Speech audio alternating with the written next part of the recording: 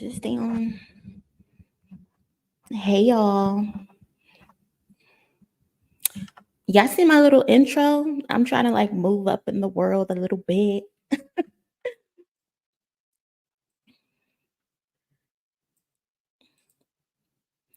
Hey girly.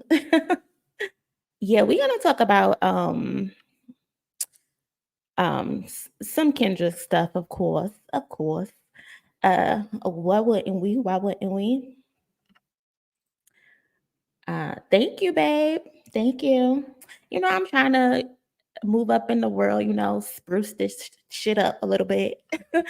um, but today I think I want to talk about a couple things, right? I want to talk about quickly reusing my content. I want to talk about Drake getting booed. I want to talk about Kendrick versus the media. What's the dirt? Come to the center, come to the front, because you done pissed some people off. And we're going to talk about probably Dr. Dre and why he never respected the game, and then probably Ice Spice. Yeah, we'll probably talk about Ice Spice and her new album. But if there's something else that y'all want to talk about, we could talk about it. Hey, Laverne, babe. Thank you for subscribing. But again, quickly, I want to get this out the way and talk about reusing my content, right? So y'all know we went over the new Not Like Us Easter eggs or whatever that we found. And of course, YouTube, we all do reactions or whatever. I do reactions on here. I don't care if anybody uses my content because we're here to spread the word. We're here to share and shit, right? But me personally, when I use someone's content, I make sure I give them the proper respect, right? I shout them out. I say what their name is, and I put the link to their video or whatever it is that I'm reacting to, because that's only right. They worked hard on that content, right? And so with the new Not Like Us Easter eggs that we discovered, of course, people were going to share it. And some gentleman decided to share my video. I don't know his name. I didn't bother to look at his name, but someone sent me the link. And I went to his channel just to see, what it was. And unfortunately, when I go look at the channel, he introduces me to, well, he didn't introduce me. He decided he couldn't figure out what my name was, although he was obviously on my video. He couldn't figure out what my name was. And then he said my name. So you obviously knew where you got the video from, right? And then he decides to introduce me to his platform.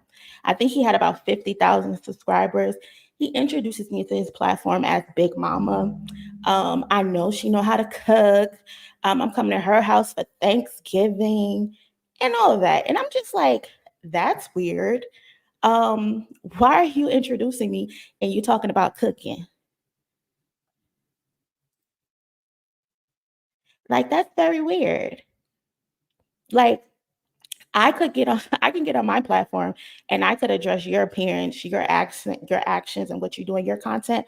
But I feel as though that would be me stooping to your level. And it seemed like you're a little chaotic over there and your followers like that. That's what they like. Cool. I fuck with it.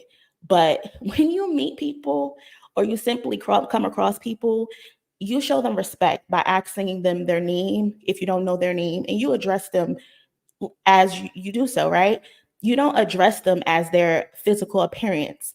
So it's pretty odd that when you decided to share my content, you referred me as Big Mama, and oh, I know she know how to cook. Oh, I know she get down on Thanksgiving.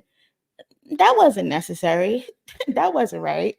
So I just wanted to reiterate, if you're gonna reuse my content, at least say my name and link my channel. I think that's only right, right? Is that fair, y'all?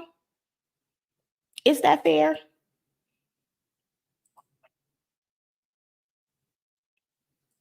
Like, it's very disrespectful. Very disrespectful. Like, I have thick skin, obviously, but I think that's just odd that you would introduce someone to your platform as Big Mama. It's To be honest, it's not worth it. It's not worth it. I don't want to give anybody that attention. But I just wanted to reiterate that I did see it, um, and that people need to be more respectful. That's all I wanted to get across. If you use my content, just please say my name and link my video. That's it. But off of that, let's get to some fun. Let's get to some fun, right? We're here to have fun. Hey, Demetria. Hey, Shell. Thank you so much. I appreciate it. And shout out to the people who did see it and send it to me. I appreciate you guys, because you guys got in the comments and you stood up for me. So I thank you guys so much. Like, I've only been at this for a little while. We're a small little community, so I'm growing, but I do appreciate the ones that did show me love and support me in his comment section. Shout out to y'all. Like, I appreciate, like, we're really cousins. We really cousins. um, but yeah, anyway, off of that, right? So let's just have some fun. Let's have a good time. So, first things first, Drake got booed in Canada. Drake got his ass booed. Girl, I don't know. I never seen this guy a day in my life, but whatever. So Drake got booed in Canada. I don't know if he was at the Limp Bizkit concert, but it was a Limp Bizkit show. And that's a rock band for those who don't know. And the guy, Fred Durst, like, Limp Bizkit was real popular back in the day when I was young. Um, and so the guy, the lead singer, Fred Durst, when he basically was talking to the crowd, he's like, "Oh, Drake is here," and the crowd immediately starts booing. Immediately starts booing. He's like, "Oh, y'all don't like Drake? I thought that was y'all homie," because they're in Toronto. You wouldn't expect Drake to be getting booed in Toronto, but apparently the people at the Limp Bizkit concert, they not feeling Drake. Um, and the majority of the comments on the video are like, "Well, that's expected. Limp Bizkit fans are not Drake fans. They're not hip hop fans." And I'm just like, but wait, that's not 100% true, because I remember growing up, hip hop and rock used to always collaborate together. So, can we really say that the only reason that they're booing Drake is because they're not hip hop fans? They're not Drake fans? Like, I don't think that's fair to say. I think that's an excuse. Like, again, like I said, I grew up when Limp Bizkit was popular. Like, and rock bands all the time used to do hip hop collaborations where they would mash up. So it's not like, oh, hip hop fans don't listen to rock, or rock fans don't listen to hip hop. So I don't get why they're saying, oh, he only got booed because they don't listen to him. If I don't listen to somebody, I'm not just going to outright boo them. I'm just going to continue to wait for the show to go on. If I remember correctly, there used Limp Bizkit personally actually had a collaboration with Method Man. I think they had a song called Into Together. So, and Limp Bizkit also, they had like a rock and roll, a hip hop kind of feel as a rock band. So it's not like their fans are oblivious to what hip hop is. They just don't fuck with Drake. They just don't fuck with Drake. And they're in Toronto. It's obvious there's some type of issue going on with Drake, probably because I've seen it before where people said Toronto don't really mess with Drake like that. And I could see that, because if you look at the Apple Music top 10 in Toronto, Canada, or whatever, Not Like Us is the number one song. So like, what's the truth? But again, people are like, oh, they don't listen to hip hop. I don't expect them to like Drake, blah, blah, blah. Nah. Rollin' from Limp Bizkit used to be my shit back in the day. That used to be my shit back in the day. Then they had the Roland remix that had Method Man on it. It had Redman on it, and it had DMX on it. So can we really say Limp Bizkit fans aren't hip hop fans? Like in the early 2000s and the 90s, there was the crossovers. There was like Linkin Park, The White Stripe, Green Days, My Chemical Romance, Foo Fighters, Red Hot Chili Peppers. Like I used to listen to them people. So you can't tell me as a hip hop fan I don't listen to rock. Maybe they just tired of Drake ass, and that's why they booed him.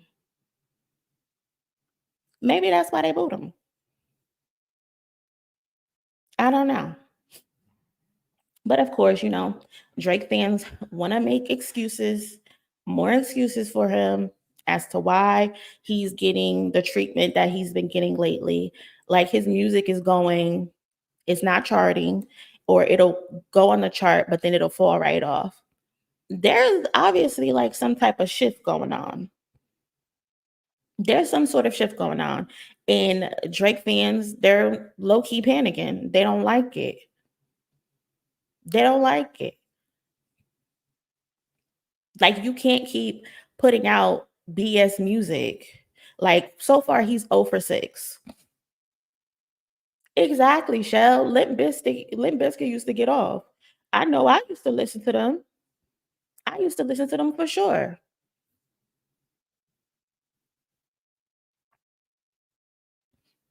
Like there was what Walk This Way by Run DMC and Aerosmith. There's Linkin Park, Numb, Encore with Jay-Z, No Sleep Till Brooklyn by the Beastie Boys.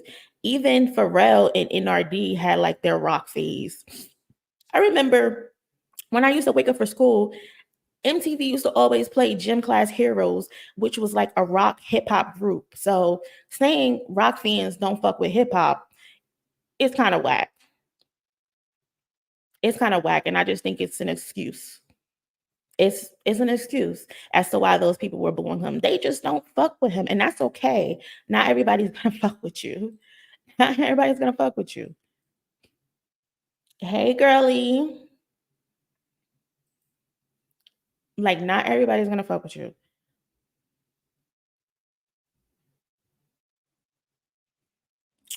Um,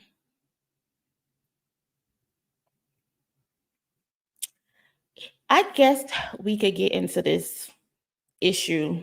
I don't know if it's an issue, but with what's the dirt, or basically like Kendrick versus the media, right? I think through the entire battle, there was clearly like a type of bias when it came to Kendrick. Lived in Toronto almost 2 decades. Toronto scene never really liked Drake. The art scene, you had to have Kendrick to be considered cool. It be like that sometimes. It really do be like that sometimes.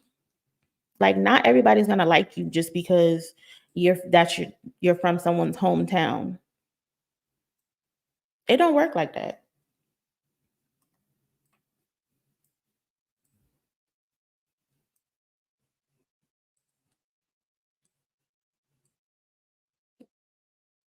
It really don't work like that. But again, Kendrick versus the media, right? I just feel like throughout the battle, there was a clear like type of bias or whatever when it came to Kendrick. And I seen it mainly with like the East Coast picking a side. And that side, of course, was Drake's side. Like they were repping him. And I could say that as someone that's born and raised on the East Coast, Patterson, New Jersey to be exact. I've seen the the obvious bias that was going on with Kendrick in this whole battle. Like Kendrick is a star in his own right, but I would be lying if I said we can't admit that he was basically going up against a giant, not as an artist, but as the favorite. Because in my opinion, Kendrick is the overall better artist. Like he's the better rapper to me. I believe he makes the better music. I feel as though his music, Kendrick's music versus Drake's music will stand the test of time. And that's low key proven with all of his albums and how consistent they are on the charts. Like for example, Good Kid, Mad City has been on Billboard charts since it was released in 2012. Like that's 610 plus weeks. That's what you call timeless music.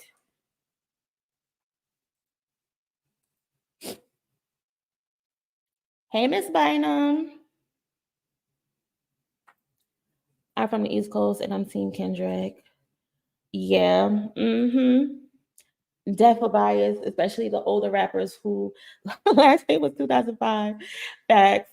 Finding other people's style can carry a specific amount of time. He's been around over a decade, but never seemed original to me. Facts. Only some equal celebrity acted on Drake's side, but I feel regular people embrace Kendrick. Definitely was a clear bias. DC chick all day. Right. So I'm not tripping. I'm not the only one who noticed that. So I'm not tripping. But again, like I said, I feel like Kendrick is the better performer, top to bottom. Like he gives max effort, he gives amazing production, he puts on a show. Like to me, the pop out was people's first time ever actually paying attention to Kendrick performing. Like not everybody, but the select few, right? So the pop out was like the first time they seen him performing, his stage presence, his delivery, and all of that. To me personally, the pop out was if I had to give him a grade, I would give him like a C plus in comparison to what he does on his regular tours. Like he goes all out on his regular tours. Like what we saw at the pop out was nothing at all. I feel like he has better music videos with the assistance of Dave Free. Like they are in a dynamic duo. Like I'm gonna have to do a video or something on Dave Free and Kendrick Lamar and all of the quality production and videos that they have together because it's bar none. Um, I just feel like 100 overall, 100%. I just feel like he's the best artist of the last generation, right below Beyonce, because to me, she's number one especially when it comes to performing. But Kendrick is right there with her, right there with her. Kendrick checks every box. If I had to put him up against Drake, I'm taking him Monday through Sunday, 7 days a week. But because he's so out of the way, I guess you can say, the public, they see Drake more, right? So the passing by fan, they don't really know what Kendrick got to bring to the table. So of course, the public sees Drake regularly. They're more familiar with him. So I get it. They have this idea that Drake was better because he's seen more. Drake is always on the charts. He get hit after hit. Although to me, the hit stopped coming like a few years ago, but he's still on the charts. And he has his core fan base that's gonna support him and keep him on those charts, which is fire because as an artist, you want to have people that support you regularly, no matter what the fuck you do. That could be a negative and a positive, but Drake always too is always probably like at award shows or whatever. He's always at attending festivals, performing at festivals, right? Attending exclusive parties or throwing the party. So he's all over social media. Like Champagne Poppy can't get enough in Instagram. Like you want to find Drake, go to Instagram. Go to Instagram.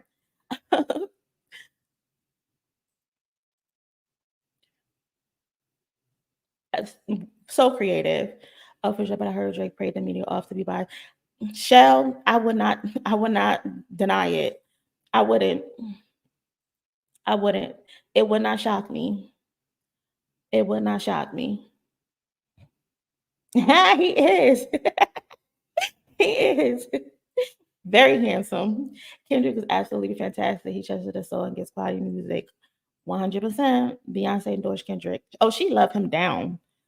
She loves him down. Like she don't play about Kendrick.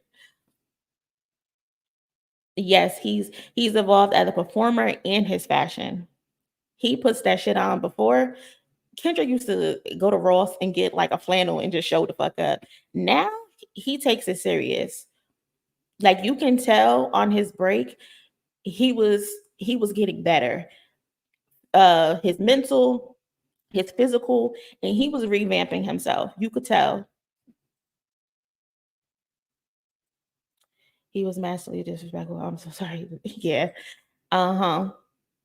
So again, like it's easy for people to assume when you don't see someone regularly that Kendrick, you aren't really familiar with that person's body of work if you haven't been with them from the beginning. Like besides radio friendly content, you could sometimes forget that Kendrick be outside and what he does, especially because he has the habit of not getting his shit certified. And I did a video on that the other day, which pisses me off. Like, bro, certify your shit. But he's too humble. He's too humble, in my opinion. And I think that's what happens with Kendrick initially, especially.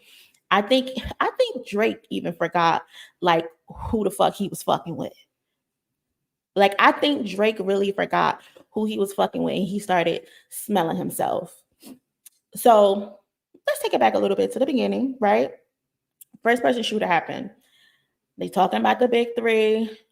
We the best, like we started a league. It what K. Arbery or me, or whatever the fuck J. Cole said. So they got that off, first person shooter off. It did what it did. Kendrick came back, dropped like that. Kendrick said, fuck both of y'all. It's just me. I don't fuck with neither one of y'all.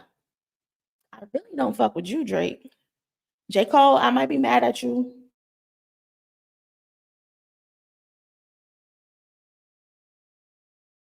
All five of myself.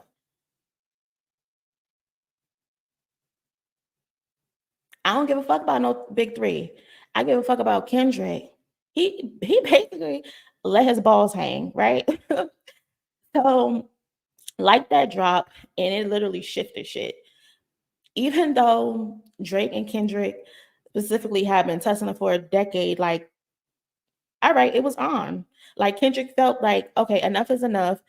Let's get in the ring. We've been going back and forth. I'm tired of this shit. I'm not gonna do this shit another 10 years.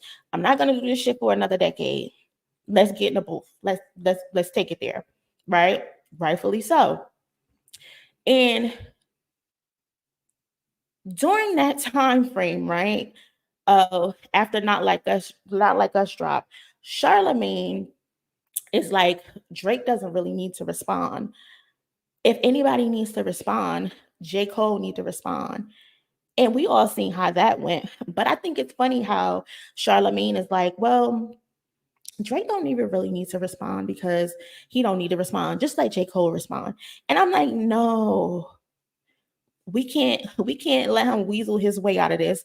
We let him duck the smoke when Control dropped. And he went on these tangents and told me some, oh, those were harsh words. He hurt my feelings. We not letting him do that again. Even fucking Stephen A. Smith was chiming in and adding his 2 cents. And I'm just like, who the fuck asked you? Like, who asked you anything and why? Like, don't you got anything to do on ESPN? He's talking about, oh, Drake is battle tested. I think people picking on him, but every time he rises to the occasion, yapping, yapping. Like, don't nobody want to hear that, Stephen A. Smith. And then you got over your mom who said Drake need to get in that mode. He got to get his mind right. He got to get things in order. He got a bread button, but Drake got to get his mind right. He on tour. He don't really got time for Kendrick. What? He ain't got time for Kendrick. Another thing about Drake is that he always involves other artists, significant others in that beat, right? Does he? I think so, Demetria, I think so. I finally got my crush's phone number, so I'm sharing my mistake with the world. Okay, sore thumbs. Love to see it. Super. Oh, Marjorie, thank you so much. My first little super sticker. They're booing Drake because he canceled Schoolboy's concert that was already sold out, and Drake's gotten robbed in Toronto multiple times in your own city. When you do dirt, dirt come back to you. That's how I feel. Over your mall, yes. This was always about Dot and Drake. Cole let Drake put a battery in his back. Facts. He jumped in a fight that wasn't about him. That's why he pulled out. Exactly. Schoolboy Q tapped him on that shoulder. My boy, mind your fucking business. Mind your business. Over your mom has really sickened me. The last terrible, terrible. Right? Congrats to Sore Thumb. When they said rap battle, I said I'm seeing Kendrick. For real, you had to pick your side. um, but yeah, over your mom's like, oh, Drake got that red button, blah blah blah. Meanwhile, Drake on tour screaming into the microphone that no nigga on the earth can mess with him. He untouchable. He unbothered. Nigga, get in the booth. Like, I don't want to hear you screaming into a microphone. Get in the booth. Like, the self-proclaimed war general needed to get his mind right to take on Kendrick, according to Ovio Mall. So no, don't scream into no damn microphone. I don't want to hear that shit. Like, if you a war general, like you said, you should be strapped up and ready to go at all times. But Ovio Mall said he got to get it right. Okay, cool. Sounds like bullshit, but I'll stall him out. Because I think Drake was conflicted. He was conflicted. So he was so conflicted. He was unsure of himself. He leaked the first record. You didn't even come out and say, hey, here, this me, and I'm standing on it. You leak the record. Am I wrong? Somebody correct me if I'm wrong. So anyway, Drake finally drops 20 or 22 days after like that dropped. Drake finally dropped. At this point, everybody's salivating at the mouth. Oh, this is so fire. This that gas, as the kids say. This that gas. What? Very delusional. I never get my question.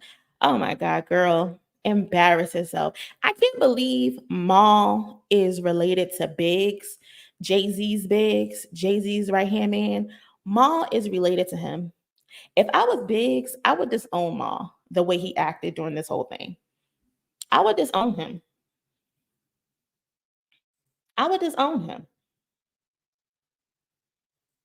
Because you embarrass yourself, you embarrass the family name, you went outside.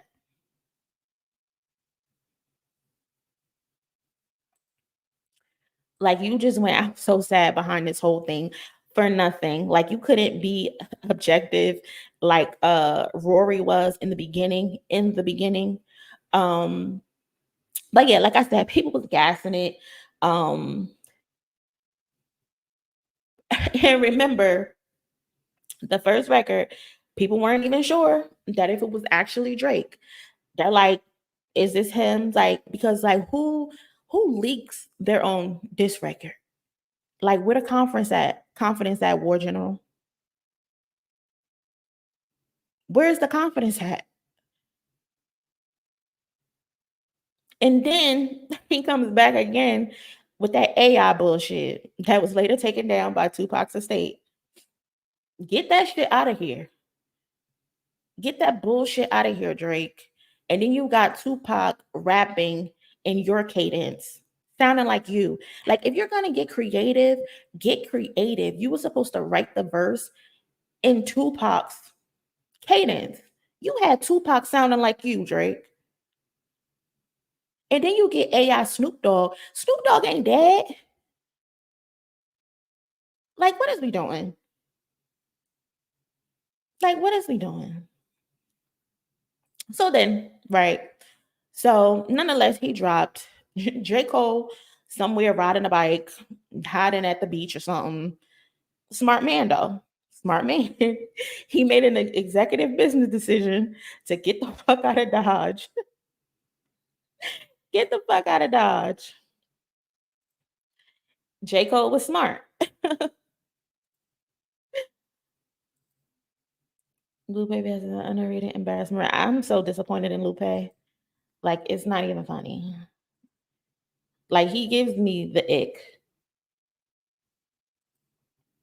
Mal, AK, and a few others are in the history books for defending him. It was terrible. It was terrible. Thanks, boo. Hey, I got another super chat. Thank you. Appreciate it. No, Snoop isn't dead. He ain't. If you wanted Snoop on the track, why you ain't just call him? He phony. He might have did it. He might have did it. Why you ain't just call him? Why is Lupe so It's Lupe is putting his frustrations onto Kendrick, and Kendrick ain't got nothing to do with that. Ain't nothing to do with that. I'm 69. I'm packing Biggie recipe. However, I'm here for him. The man is not with us every day. I try to listen to Drake because I didn't know him, but now that I also saw his daughter. Yeah, I saw the little girl too. I saw the son as well, but I ain't trying to disrespect the mother and bring that to my platform until they are comfortable. Because it's gonna come. It's gonna come. It took Adonis being revealed a little while, but it's gonna come. He's not a rapper, he's a scam artist. Right. Right. But yeah, J. Cole, right? He made the executive decision to get the fuck out of Dodge. So the Taylor made drop. So now he's in this back-to-back mode, right? Didn't quite hit, but Drake is in that back-to-back mode. Now here we go with the timer. The clock started for Kendrick. Mind you, Drake took 22 days to respond to like that. So now everybody, academics, ugly ass on Twitter doing countdowns every day from his funky ass basement. Charlemagne also putting Kendrick on a clock, button accent. Oh, where's Kendrick? Where's Dot? Oh, he on a milk carton somewhere. They putting up wanted posters.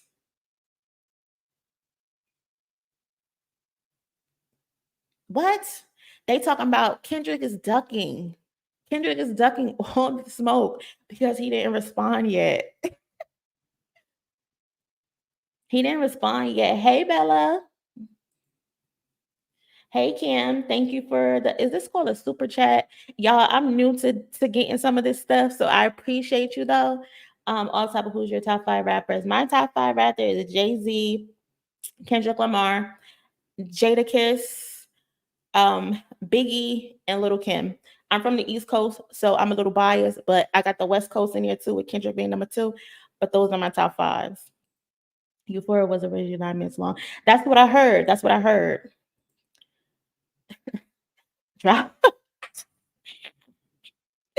They were feeling themselves, Laverne. They were feeling themselves. These fools really thought that was scared. Yes, they thought he was scared. They took his silence as weakness. And they thought he was scared. They thought he was scared. So yeah, so like they're like, oh, Kendrick ducking, he ducking. He no way he doesn't he don't want this after going at it with a man for almost a decade. He's scared. Charlemagne, like, oh, he can no longer use the boogeyman, Candyman moniker anymore.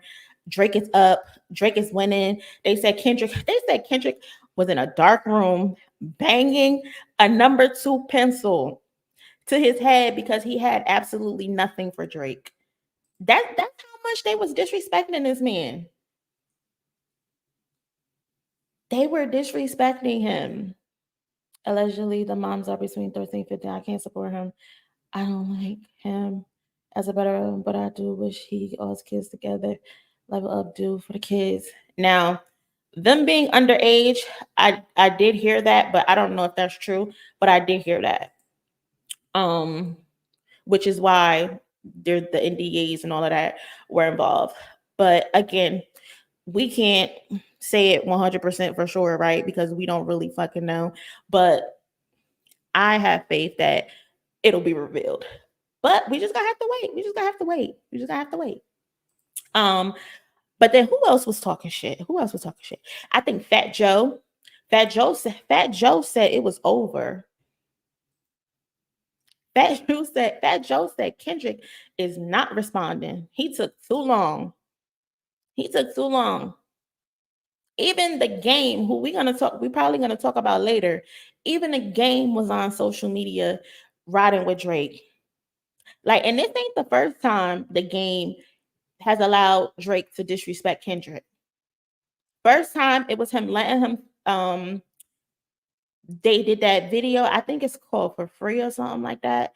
If one of y'all know the song, let me know. But the song that they for the video that they did in Compton, where he said that he could take Kendrick fans or something like that if he was on some conscious shit or whatever. Like, game, that's the first time you let him disrespect Kendrick. Then the second time is you on social media. Oh, Drake, my brother, me and Kendrick, we cool. But okay, cool. That's your bro. He like, oh, he give my kids free tickets to concerts. You poor? You can't buy them Drake concert tickets yourself? I mean, I get it if they free, they free. Cool. But what? Yeah, Fat Joe and Mano and Cam and Means was weird, very weird. Which is funny because K Dot to 2 Bigs and Drake. Exactly. But Flex, Flex be annoying me. Flex be annoying me. But yeah, so the game, he's like, oh, I'm siding with Drake. Like, this nigga, he's such a bozo to me. Like, he's always on the wrong side of history. Always on the wrong side of history, the game.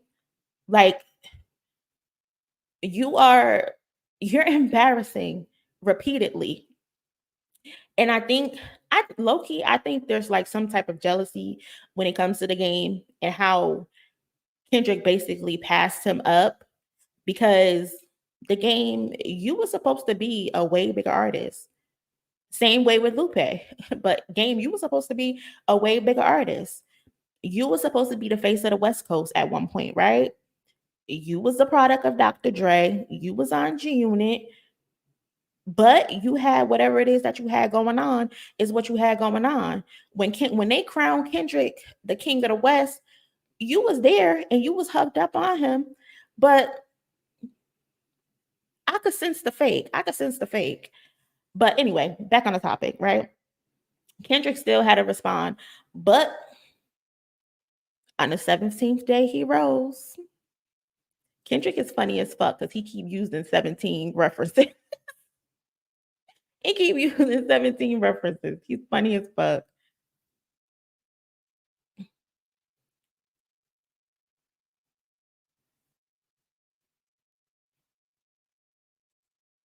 That's what it was called. Yeah. To be honest, I blame that on Joe Budden. He kept asking Kendrick.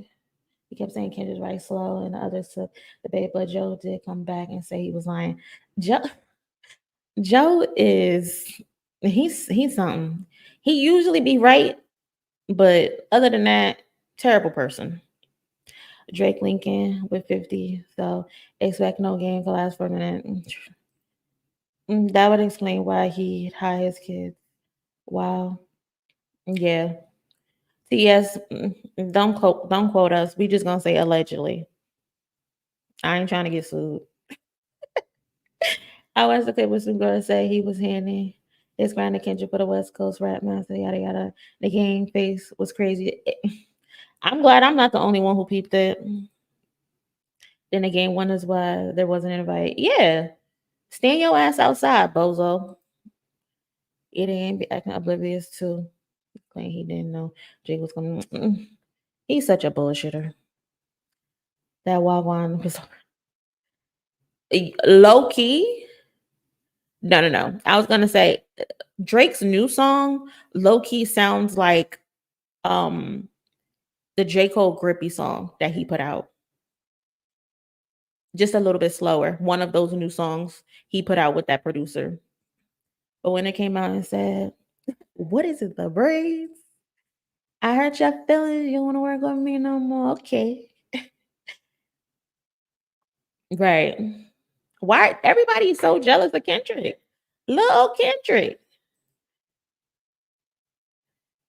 Okay. I never said drink pill. His voice is no.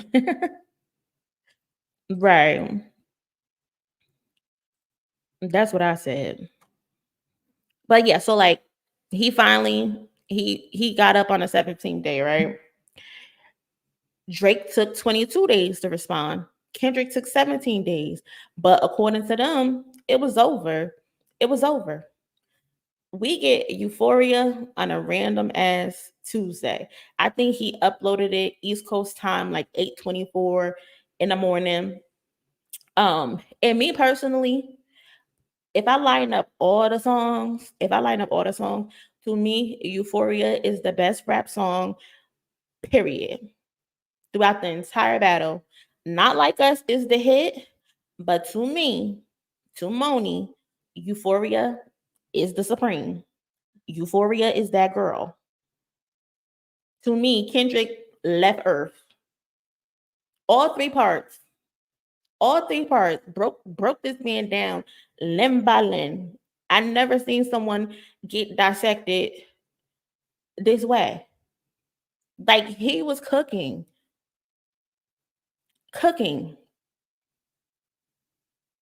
And then in the song, he's cooking him, but he's still offering him a warning. Bro, keep it rap. We've been wanting to do this for a decade. Let's just keep it rap.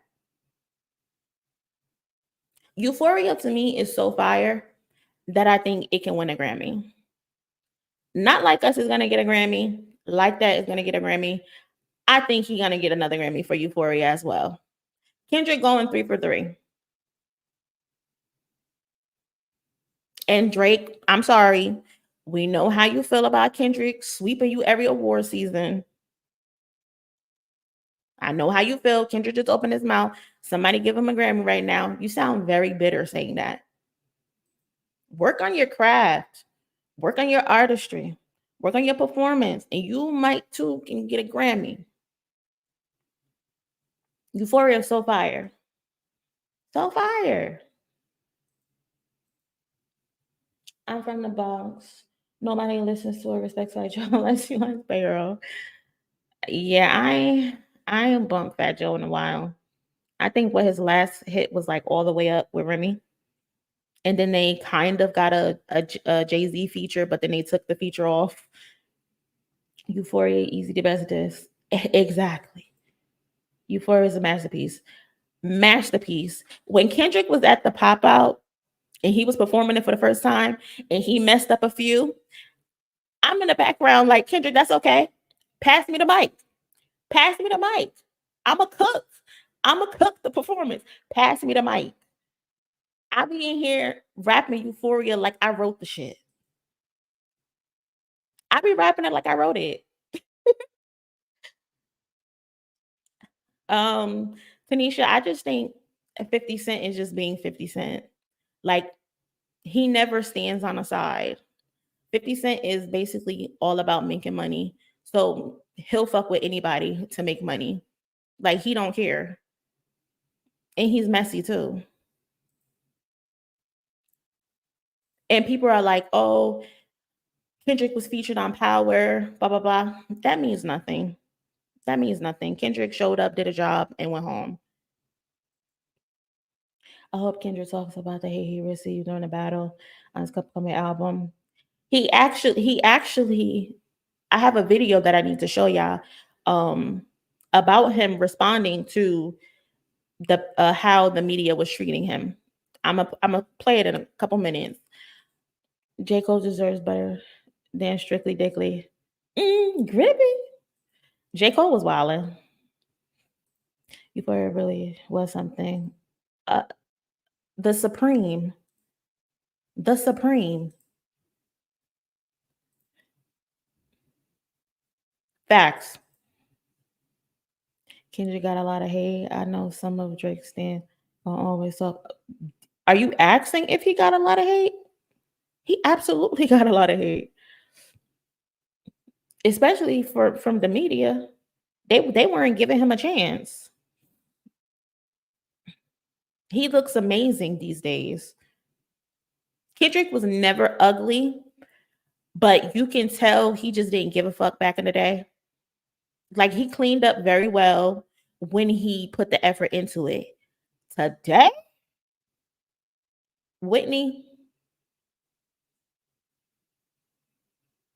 no disrespect, sis, but that little motherfucker. Okay, okay,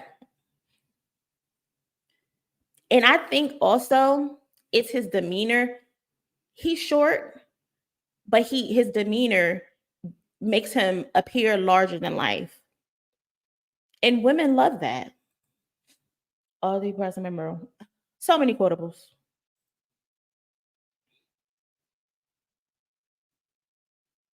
Oh my god, Drake is always doing something. Hey D, it's a friendly fade. You should keep it that way. Hey Brian. But yeah, so like they were saying, like, oh, Euphoria not enough. He took too long. Even though he responded in a shorter time span than Drake, 22 days, right? Like, I'm convinced, like, people were like, oh, I don't like the song. And I'm like, what's not to like? He gave you everything. He gave you punches, he gave you bars, he gave you delivery, he gave you voice inflection, he gave you switches. The beats were fire. I'm I'm listening to it and I'm like, y'all don't hear the funeral bells in the background?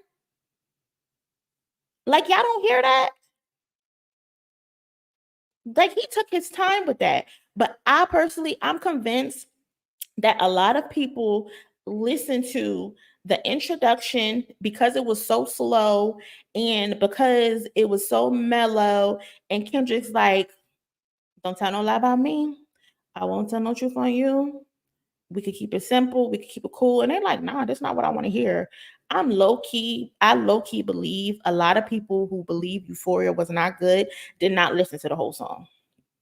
They couldn't because that song is flawless. All 6, 7 minutes of it is flawless. But of course, the media downplayed it, said it wasn't enough, said it took too long. Um, Mano was like, it wasn't good. Charlamagne was like, it was okay.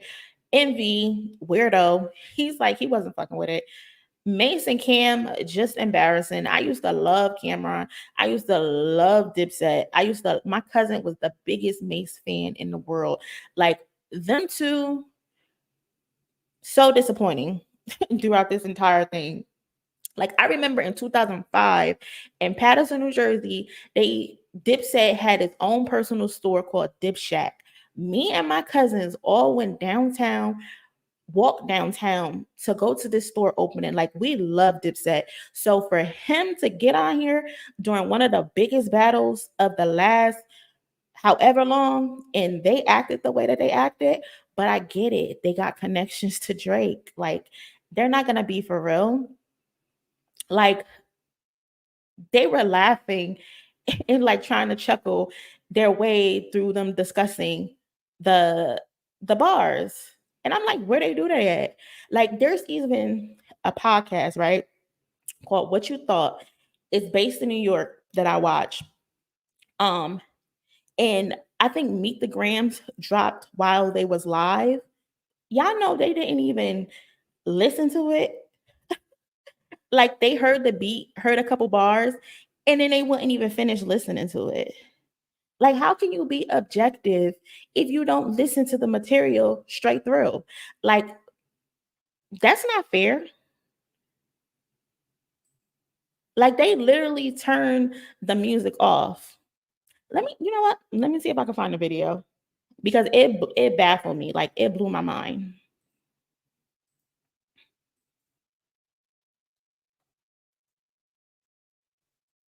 Hold on. Hold on. Let me share my screen.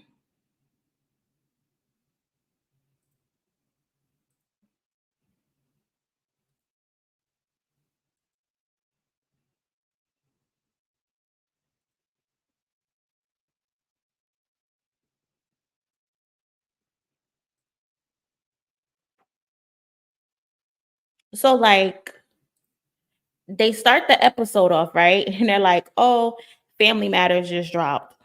My fault. But we just heard the song. Drake, Family literally. Matters. Drake just dropped his response. So Drake dropped, right? Family Matters. They all smiles. Buddy right here. Biggest OVO dick eater. I'm sorry, YouTube, for cursing. Don't give me no type of strike. So, where is it? Now, Meet the Grams drops while they're having this discussion, right? Again. Nah. Meet the Grams. Nah, this is getting wicked now. Right? Meet the Gram drop. They're like, oh, it's getting crazy. Oh, it's getting crazy. Y'all, why they said they can't listen to it because the beat wasn't good? Like, why was that the discourse when it came to Kendrick? Oh, the beat's not good. Like, are y'all listening for the beat? Are y'all listening for the bars? Like, I don't get it. See, but it's hard to even get into it. Pause. You gotta have the right beat, man. Pause. Light the incense, man. Light the incense. Light the incense. He ain't got the right beat, so they don't want to listen to it. Like, they did so much deflecting when it came to Kendrick. Like, why was there so much deflecting when it came to Kendrick? Like, I don't get it. FN, I don't get it. Like, why were they carrying on like that? Like, they were carrying on so bad. Like, are you listening for the beats or are we listening for the bars? But it's fitting, right? Like I said, Buddy, biggest. My son probably would start speaking on here. Come on. Look, perjury, talking about writing shit. Yeah, come on. So in real time, we got Drake's Family Matters. Biggest OVO eater. They literally cut the song off, y'all. Cut the song off. They didn't even give Meet the Grams a chance.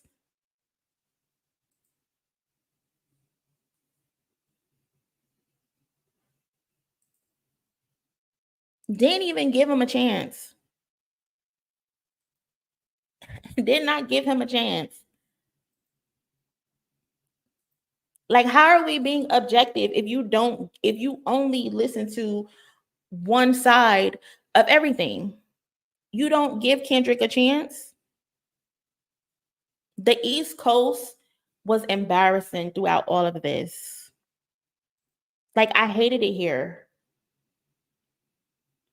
I hated it. Seeing that type of bias in real time lets me know, like, y'all doing that with other shit in real life.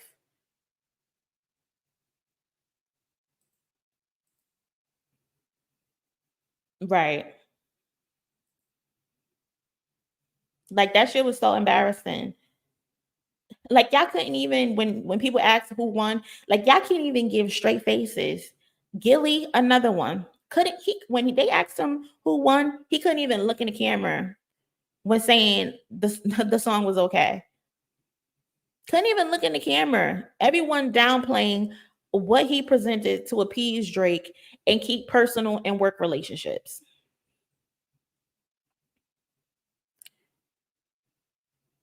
But none of that stopped Kendrick.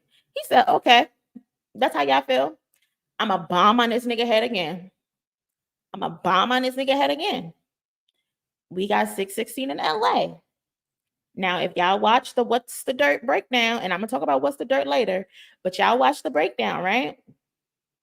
First 6 bars, talking in Drake's perspective. The rest of it is Kendrick's perspective. Drake heard 616 in LA, and I know he wanted to shit his pants. And how I know he wanted to shit his pants? Because he knew exactly what Kendrick was talking about in the 616 in LA. He knew Kendrick was speaking from his perspective. Mind you, let's rewind back to the beginning. Buried Alive. Kendrick, that's on Take Care. Kendrick is rapping in the perspective of Drake. Drake, soon as 616 in LA dropped, hold on, Buried Alive, rapping in Drake's perspective. He ends it, and then I died, right? Then I died. 616 in LA, that drops. Drake gets online and uploads a Buried Alive parody, responding quickly to Kendrick, but then he deletes it. Why don't Drake have no confidence in all the songs he keeps presenting? You're leaking stuff, you're doing AI, you're uploading parody songs, and then you're deleting them. People don't even remember the Buried Alive parody that Drake released. But that proves to me you got the message. You heard Kendrick loud and clear that he's saying you're going to these places and you're involved in sex trafficking. You're involved in these deviant things. He says in the first 6 bars, wine cooler spilling on my white t-shirt, right? What's the Dirt has an interview of a young lady underage in Drake's house admitting that another girl, also underage, spilled a wine cooler on Drake's white shirt. Drake understood immediately. So then, okay, cool. Family Matters happened. Meet the Grams immediately steps on that shit. I mean, the supposed Family Matters was his nuke. That was his red button that OVO Mall was talking about. That was the nuke. That was the nuke that was supposed to end all of this. Drake thought Family Matters was going to end all of this. He pre-recorded 3 switches in the song, right? Pre-recorded, found some random ass van that he was pretending to be Kendrick's mom's van that's on the deluxe version of Good Kid, Mad City. You didn't do nothing right, Drake. You didn't even find a van that was actually identical. You found the van that was a whole nother series. Like, you didn't take none of this serious.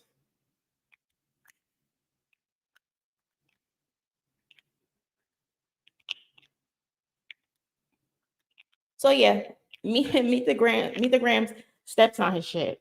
Everyone's shocked. Everybody clutching their pearls. Oh my God. Oh, he got another daughter. Oh, he got another. Y'all don't hear what the fuck he said about the sex trafficking? Like, cool. You exposing another daughter, but let's talk about that deviant shit that he said you were into. He said the embassy is going to be raided. What the fuck y'all got going on?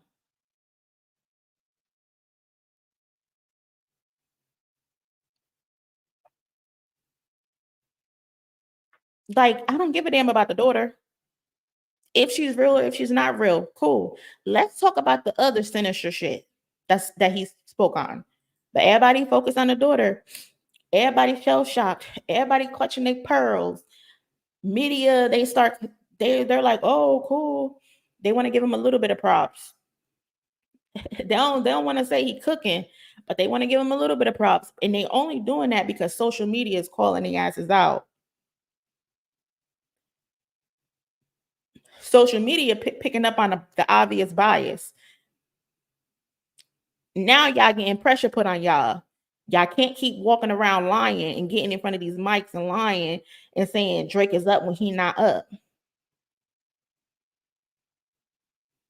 So to combat that, like, damn, we gotta say he doing good. Here's a new narrative. Oh, he lying. He lying. That's the new narrative.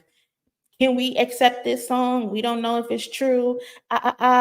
Nobody said these things if things were true when he got on Family Matters and said, "Oh, Whitney's a whore and she don't know who her baby daddy is."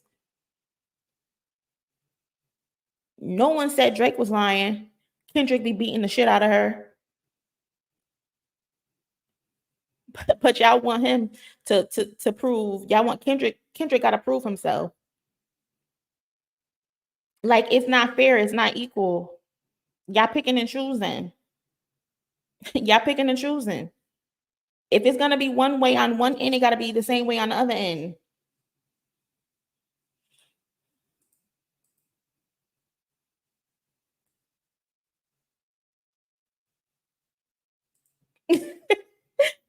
It gotta be the same. It gotta be the same on one end. It gotta be same for both. But no, they're demanding Kendrick to show the daughter immediately. They don't even care about the other stuff. Show me that daughter. All right, cool. Cool. Cool. Meet the Grams got everybody scared. Academics. Did y'all see the video of Academics and how he was acting when when Meet the Grams dropped? Academics over your mouth. Ish. Oh my God. Ish is disgusting. Having full-fledged tantrums like toddlers. Acting, I've never seen 3 grown men get on the internet in front of a mic and act like toddlers. You would have thought Kendrick spit in their face the way that they were acting. You would have thought Kendrick personally did something to Ish the way he acts about Kendrick. Ish would not give Kendrick a lick of props.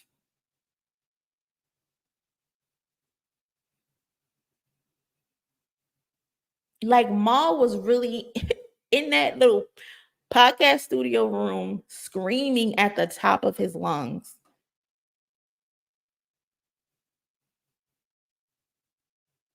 So now, okay, it got a little dark. It got dark. It got scary. I know me personally, when I heard Meet the Grams, I was laying in bed in the dark.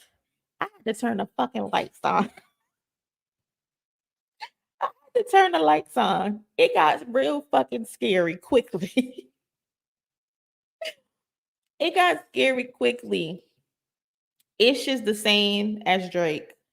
I don't know if he's Jewish, but there's a white woman or a white man that produced him. But yeah, it got scary immediately. And then Not Like Us dropped. I heard the first beat, press play for the first time. I was getting scared because I don't know if for y'all, but the start of the song, it sounds like a clown. Like, I don't know how to explain it, but it sounds like a theme for like a clown. But anyway, instant hit. Not Like Us. Instant hit. I'm not sure the more. Yeah. It was his control Drake. Yeah, it's terrible. It was silent when the video came out. Could not deal. Like, Ish, relax. Admiral Joseph inch home to give it. Like, that's ridiculous. Like, as a grown man, you can't control yourself and you gotta be sent home or to the store while they discuss someone. Like, you can't sit there and do your job because you hate someone you've never met in your life that much. Like, something's wrong with you, Ish.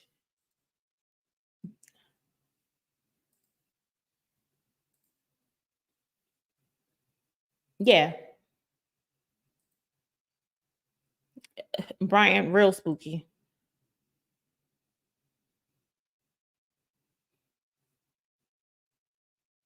Yeah, to be honest, I think something happened on that tour that Kendrick saw, and he ain't fuck with that nigga ever since.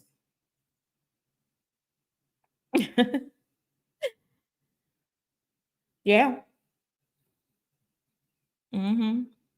Me thinking James spook people, bruh. I'm telling you, FN, I turned my lights on.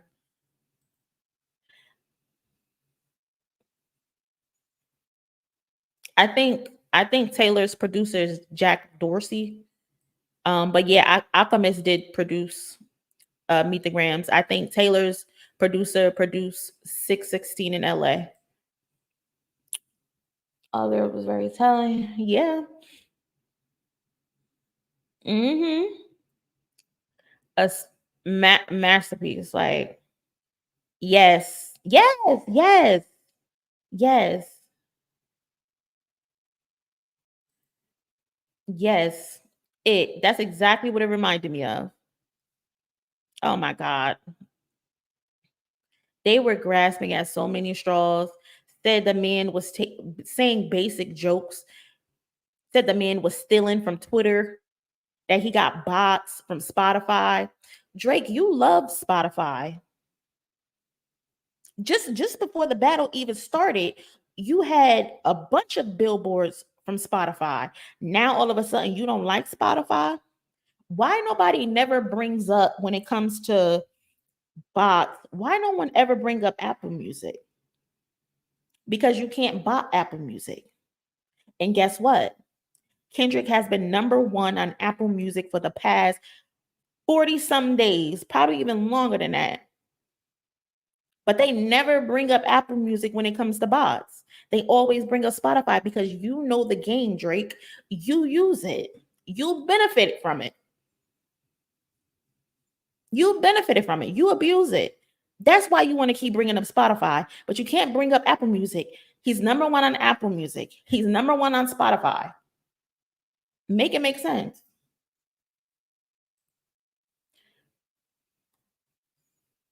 AK deserved that.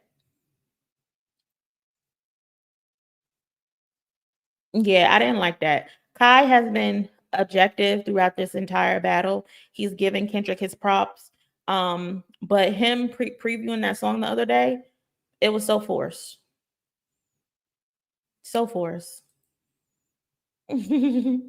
So forced.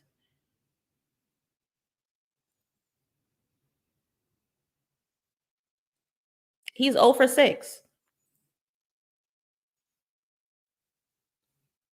Yeah, shout out to Mrs. Bahaspa. I remember him on Vine.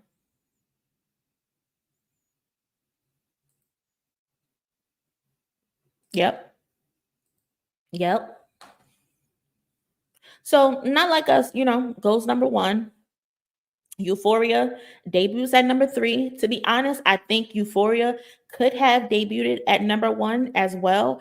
But for some reason, Kendrick uploaded all of his stuff to YouTube first. He didn't upload them to streaming platforms aside from 616 in LA because I think there's like a clearance issue.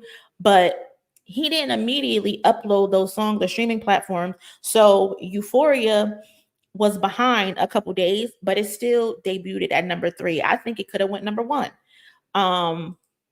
But Not Like Us goes #1. Euphoria goes #3.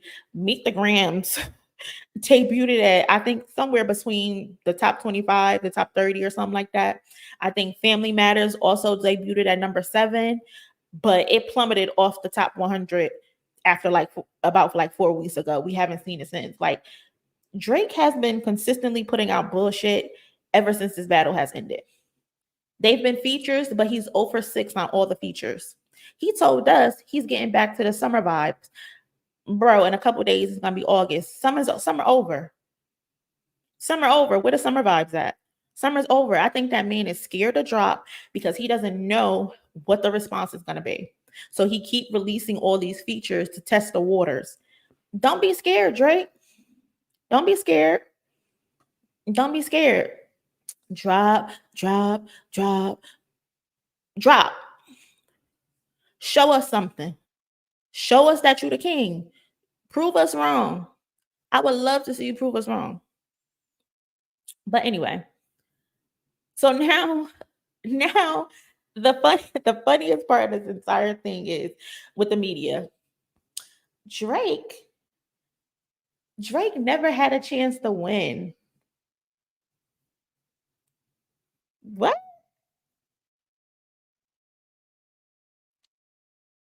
Drake never had a chance to win.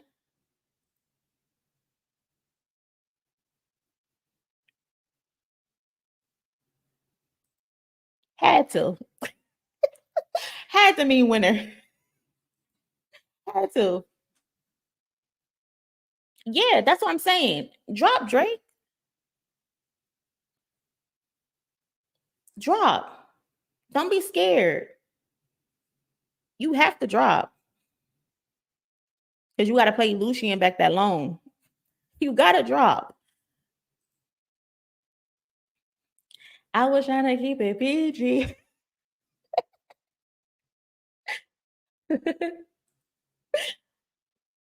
He was FN. That's what tickle me. All of a sudden, Drake never had a chance to win. Since fucking when? Since when?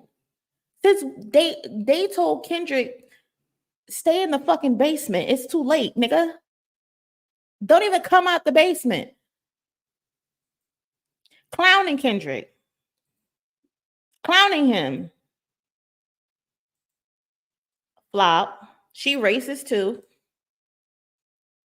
Flop. I think Sexy held on. That BBL song held on for a little while on the charts, but it's off now. Hey, Samantha. Thank you.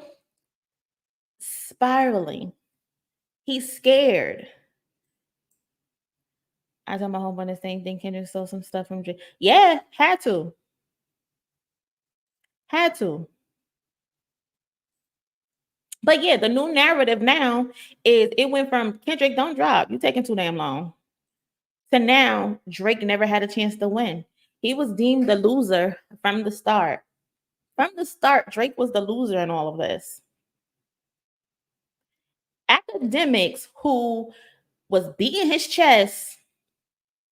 Kendrick, who top 5 you smoking on?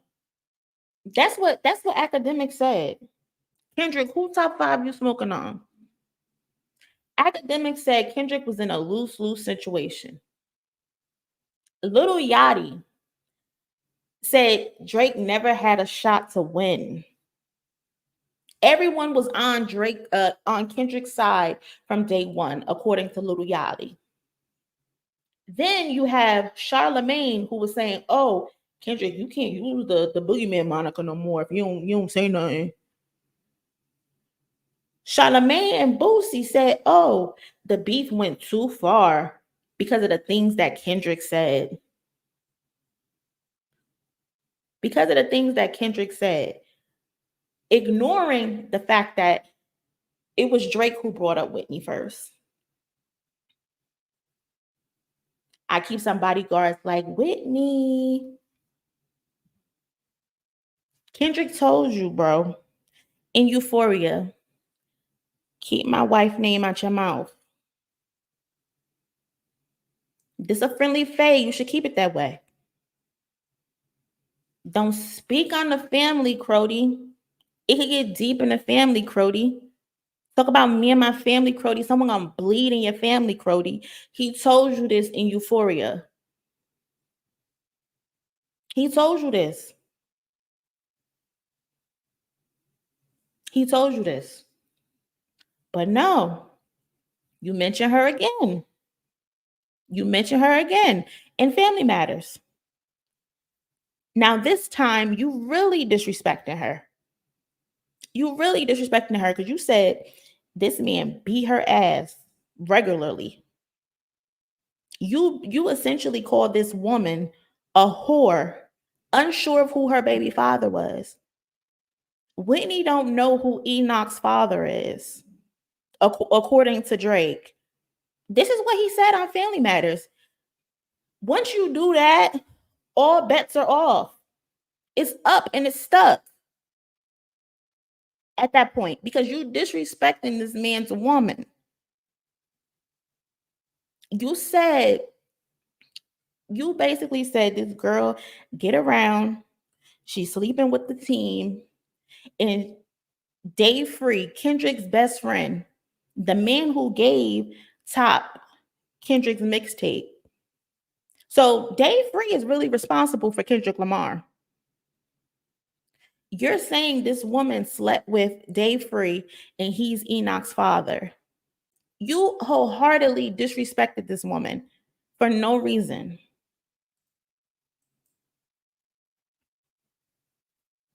Exactly. Why was he taunting so much? My favorite two, used in the comment section. Use this as a they have nothing to drop button, having people like it. Use this as a they have nothing to drop button. The second one, now Chubbs is beating his chest. Tell that little boy to drop. He not gonna drop because he know better. Chubbs, what? What? Ain't you security? Since when security talk? Dead. I mean, seem don't know. They don't. If the mob in this hell, I said mob ties being the Hell's Angels was not on my bingo card. Mob ties being the Hell Angels was not on my bingo card.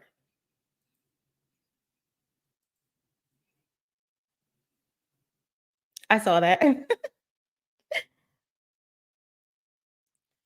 Okay. And then them saying, oh, there's nothing, Drake has nothing to win from this battle. If Drake beat Kendrick, he will be beating his chest. He will be beating his chest.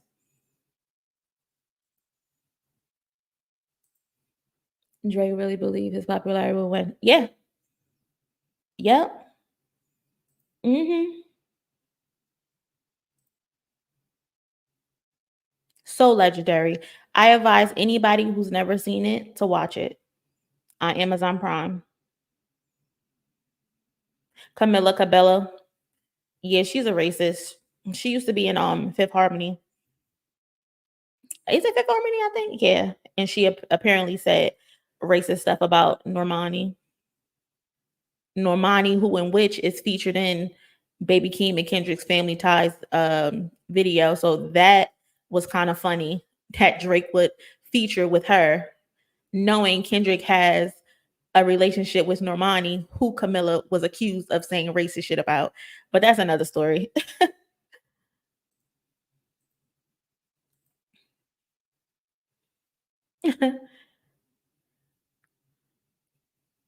I'm trying. Yes. Gaslight us. Gaslight us. He's not a victim.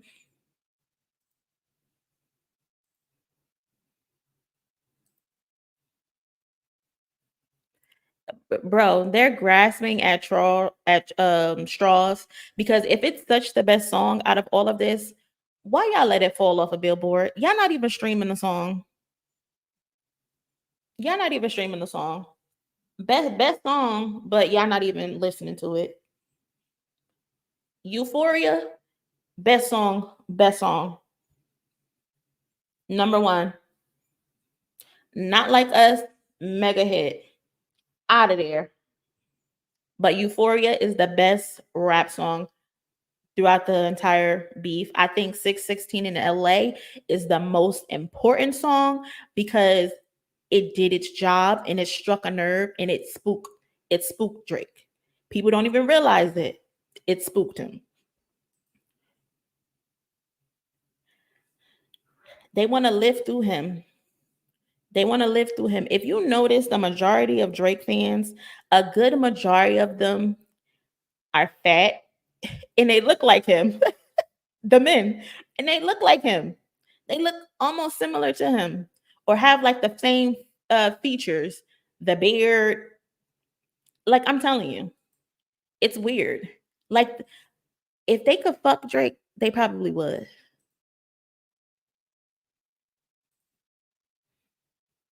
YouTube, don't block me for cursing. I'm sorry. It's an insult to all black people. Why are you?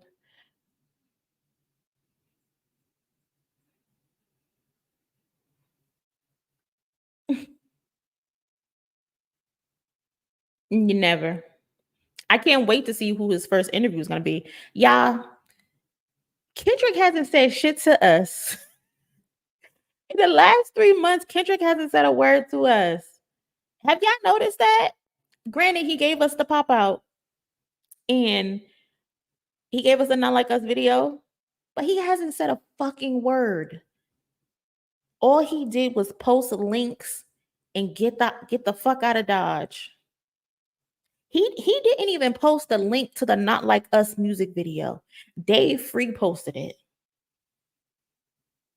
in the Instagram story, not even on their page. Like, they literally let the music speak.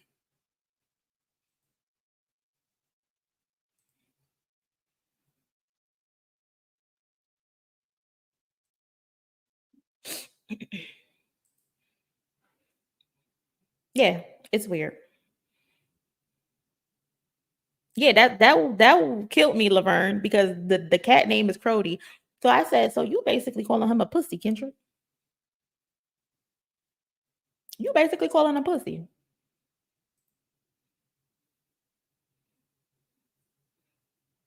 He ain't listen. And it's because Drake has a serious issue when it comes to women and when it comes to family structure.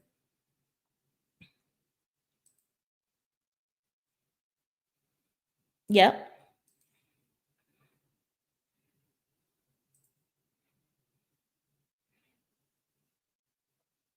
Okay. If you go low, I'm taking it to hell. And I might take it to whatever is beneath hell. Yes. Question the paternity of his kids. Like, you can't do that.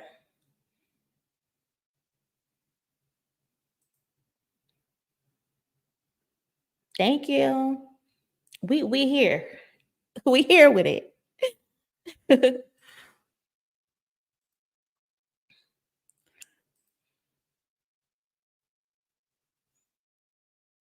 Who is CC? Oh, Camila Cabello. Okay, yeah.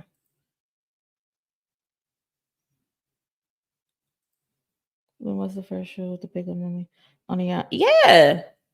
Like, why do you got this 13-year-old on a yacht with you? Like, that's weird. That's very weird.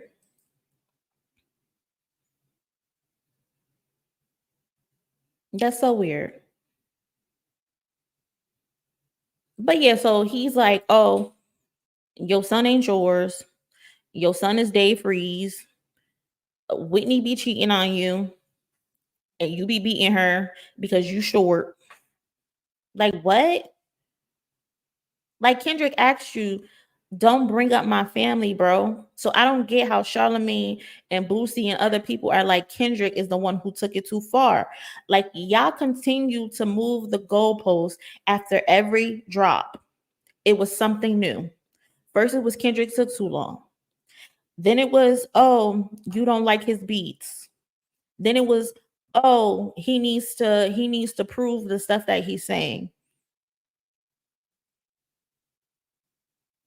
Now it's, oh, he took it too far. Why was it always Kendrick did something? It was never what Drake did. It was always Kendrick's fault. And I think that. Like, it did not have to get to that point if you listen to what the man said. This is a friendly fade, my boy. Keep it that way. Don't lie on my family. Don't lie on him.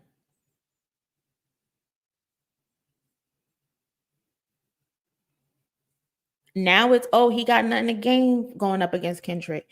Kendrick needed this more than Drake. That's my favorite one.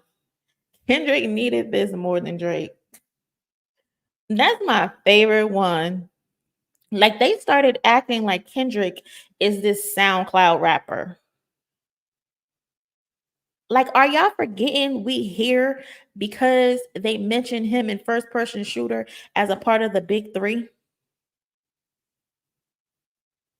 Like, did we forget the plot? Like, did we forget why we here in the first place? They acting like this man has never had a hit record before. Like, this man has never had a number one before. Like, this man didn't just get off the highest grossing hip hop tour of all time for a solo act. Like, that didn't happen. He just got off that tour in December. Outsold everybody to the point Drake, of course, got jealous again and decided to say, he got the highest grossing tour in hip hop history. Let me call up Lil Wayne. Let me call up 21 Savage. Let me call up J. Cole and go back out on tour and let me increase the prices so I can take that back from him. Unfortunately, Drake, you needed 3 other people to beat him. He was on tour by himself, and Baby Keem popped up here and there. But Baby Keem is not of the status of Lil Wayne. Baby Keem is not of the status of J. Cole. Baby Keem is not of the status of 21 Savage. So unfortunately, Drake, because you needed those people, Kendrick still reigns supreme as the highest rap hip hop tour for a solo act. You're the biggest artist in the world, but you need other people.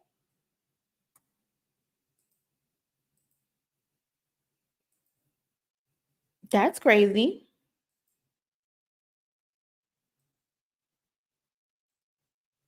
I share that sub about one breakdown with everyone. You are definitely on point. I hope you get monetized with issues to share it with you.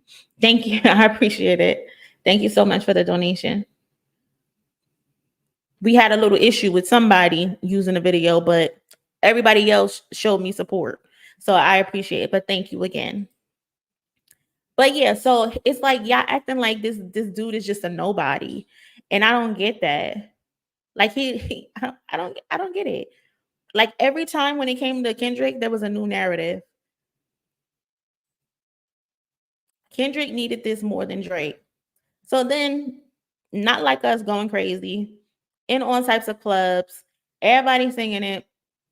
He drops the Heart Part 6, tries to steal Kendrick's Heart series. And in this entire song, Drake is on defense mode. There's no confidence. He's not bragging. He thought Family Matters was gonna end this. He didn't think he would have to write another song. He thought it would just be over after that. Like, the Heart Part 6 might be the worst diss track of the century. Right next to Bigfoot. It's very fitting that both of Lil Wayne's children's are living in hell right now. Very fitting. Very fitting.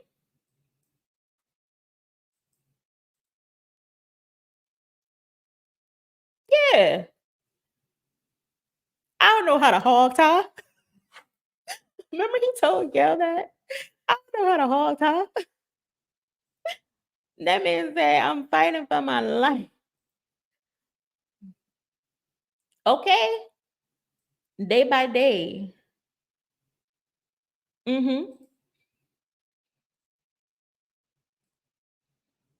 Yes. Thank you, El Boogie. Y'all hit the like button. I be forgetting to say stuff like that. Like, please subscribe to my little channel. I'm still getting used to this. But he didn't write any of it. No. You know what? I'm going to keep it real. I think he wrote the Heart Part 6. I think he wrote that.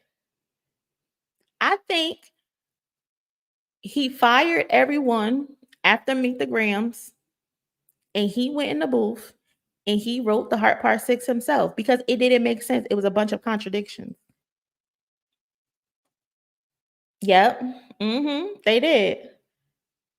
And I find it funny that he didn't have no smoke for the Red Hot Chili Peppers. He ain't had no smoke for Limp Bizkit that we talked about earlier. He ain't have no smoke for them when they were in Toronto. Because I low-key think Fred Durst was trolling Drake. But he ain't had no smoke for them, but he want to cancel Schoolboy Q shows. You know who to play with.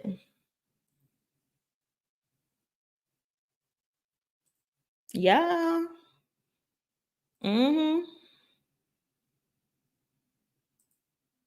He wrote it. They're like, we ain't fucking with him. That man crazy. My son heard me listen to that and he called it it's terrible. He sounded so defeated. I've never heard someone say in the middle of a rap battle, I don't want to dish you no more. What?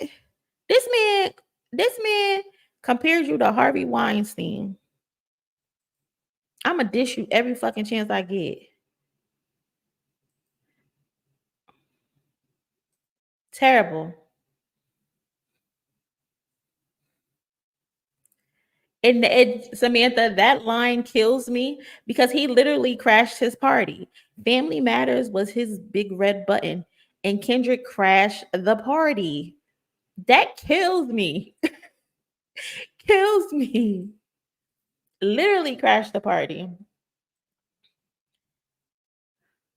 So then, like in the Hard Part 6, he like, oh, I never looked twice at no teenager. Bro, we got you on candid camera, asking a 17-year-old her age, and then you kissing her in the mouth, calling her thick, kissing all over her face. And then you randomly bring up Millie Bobby Brown when Kendrick didn't say anything about Millie Bobby Brown. But you know why Drake mentioned Millie Bobby Brown? Because he knew exactly what the fuck Kendrick was talking about in 616 in LA. About him being on those yachts with Millie Bobby Brown. That's why he brought up Millie Bobby Brown. He heard Kendrick loud and fucking clear. Loud and clear. I'm not messing with no underage girls. I'm too famous. I promise I would have been arrested. You know how long it took for them to get R. Kelly?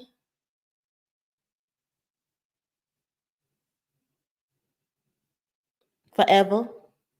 Still to this day, there are people still supporting R. Kelly and don't think he did nothing wrong. So you being way too famous is not the answer, Drake.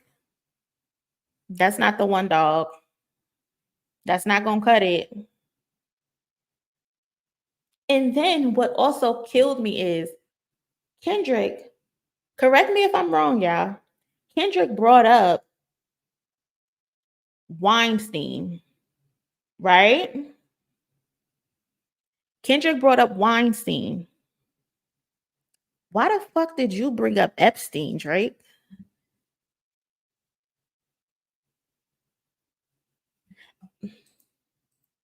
Boogie, me and you on the same page. Me and you on the same page.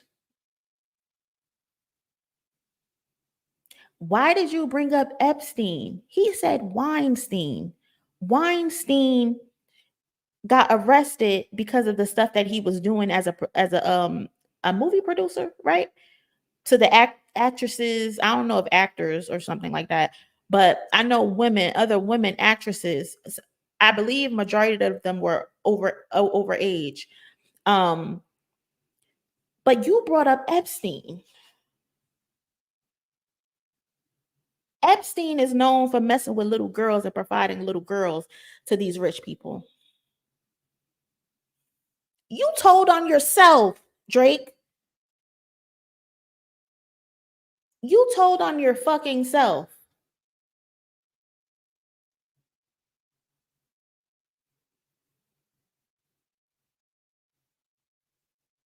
That's crazy to me. You you got in the booth and started talking about shit that no one didn't even mention. What?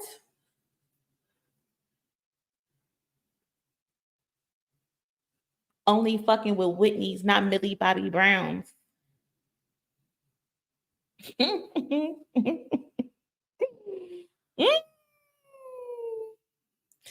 Crazy to me.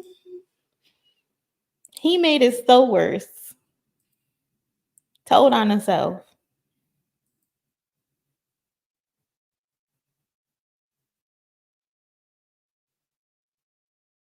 Right. Right. He a fan.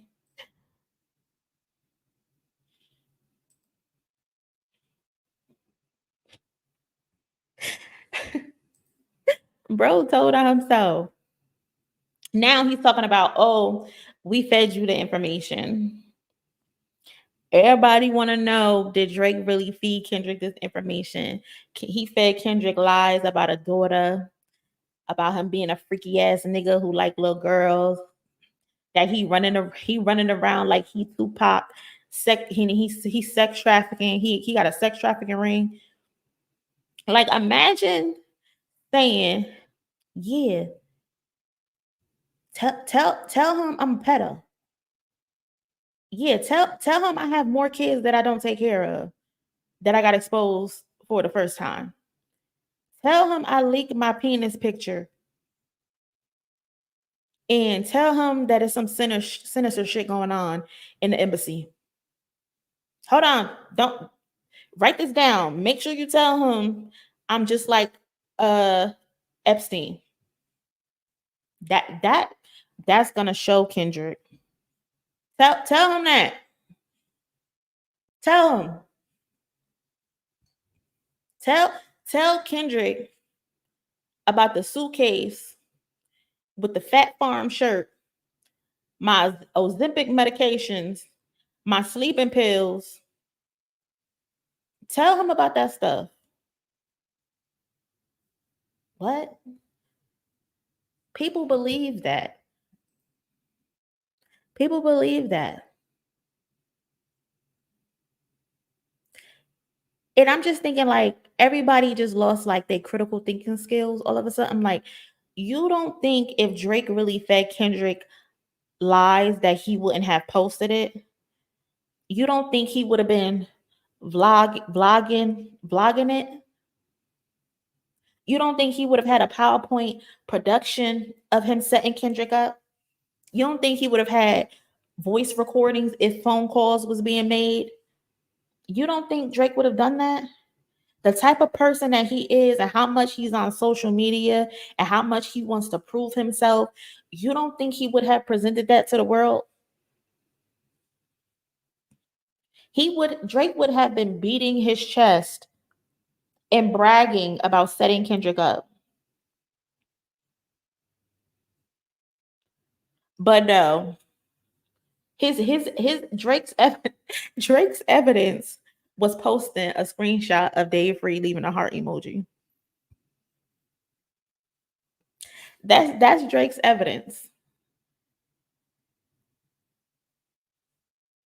But instead, he on Instagram posting graphic t-shirts of Tupac and bedazzled Timberland boots. That's what he on. I would have had a PowerPoint presentation, laughing my ass off, like, yo, we really set you up. We really set you up. Like, his fans don't think logically. The media bias and stuff, they don't think logically.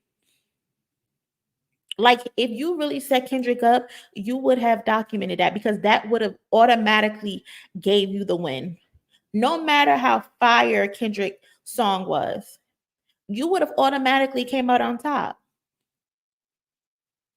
Throughout this entire beef, the media has showed they lack critical thinking when it comes to people that they like, people that they work with regularly, or people that they want to work with in the future. And Kendrick peeped all of this. Yeah,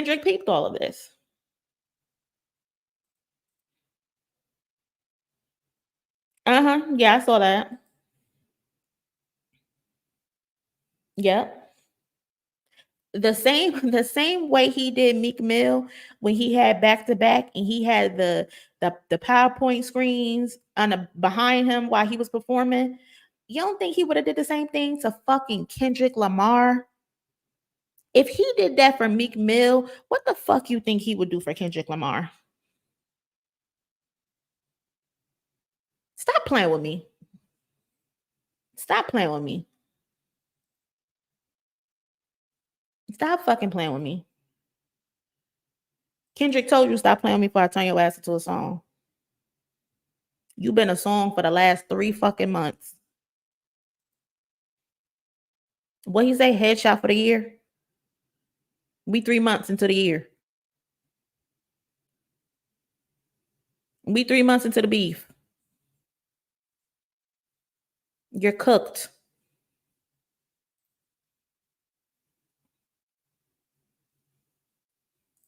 So obvious. It was embarrassing.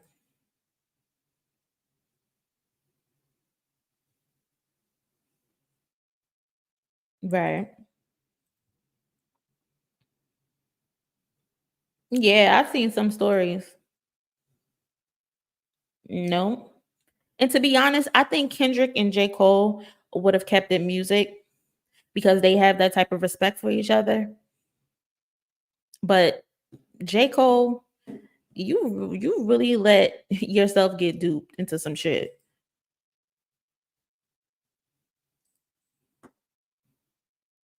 Mm-hmm. We like Drake with the melodies. We don't like Drake when we act tough. Right?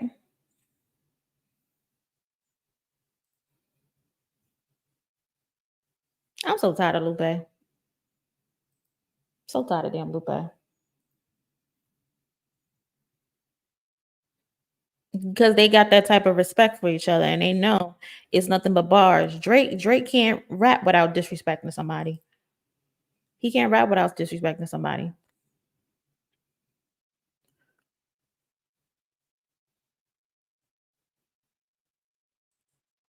But yeah, like I was saying, so like Kendrick saw all of this, and I feel like Kendrick knew that he was fighting against not just Drake, but he was fighting against the masses, like outside of his core fans, or like fans who didn't have like any type of dog in this fight. Like Kendrick knew what the fuck he was up against, and he was willing to go toe to toe with that because at the end of the day, the real gonna always prevail. They gonna always prevail. And then the guy, AD, who I think he's always on that terrible podcast, No Jumper.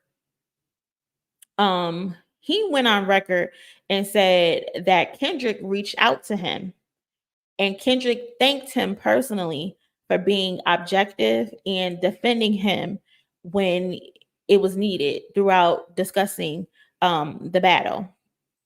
And let me see if I can find the video.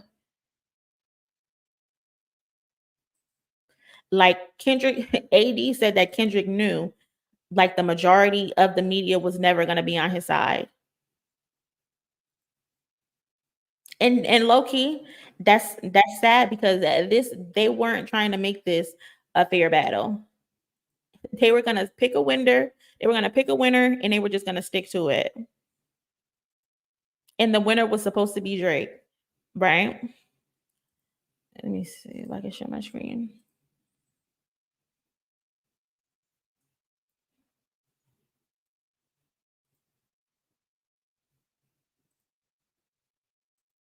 Shout out to Dot though, man. Bro hit me up recently and shit like that too. You know what I'm saying? Yeah, like I was one of the people that like when you know the beef was going on, like I'm Compton to the death. I'm a West Coast baby, so on the media side, I felt like there was nobody like really having his back. Or Like that's sad. Like none of y'all could just be objective in all of this and hear both sides. Like even you hearing both sides, you knew Kendrick was whooping his ass, but you're still gonna pretend to the public that Drake is winning. Or even having a voice big enough to be able to, you know what I'm saying, compete with people too. So I'm texting academics like, hey, nigga, yeah, like we going back and forth, like I'm holding the homie down. You know what I'm saying? Yeah. You think Kendrick ever give you the interview? For sure. That'd be.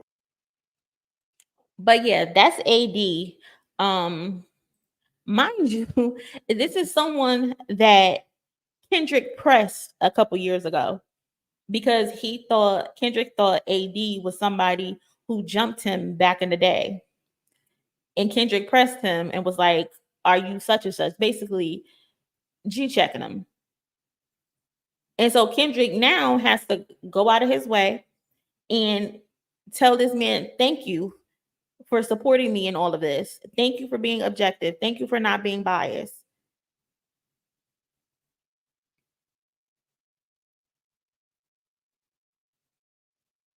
Kendrick seen all of this. Kendrick seen how all of them was acting. Kendrick was probably writing names down. Writing names down like, yeah, you said this. Yeah, you said that. Mm-hmm. Yep, we see it. We see it.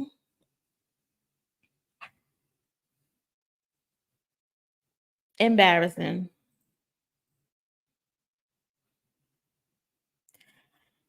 And now, right? Y'all know what's the dirt, right? What's the dirt? Yeah, that's him. Mm-hmm. I think Drake should have just hang with somebody whose lyrics are just like, mm.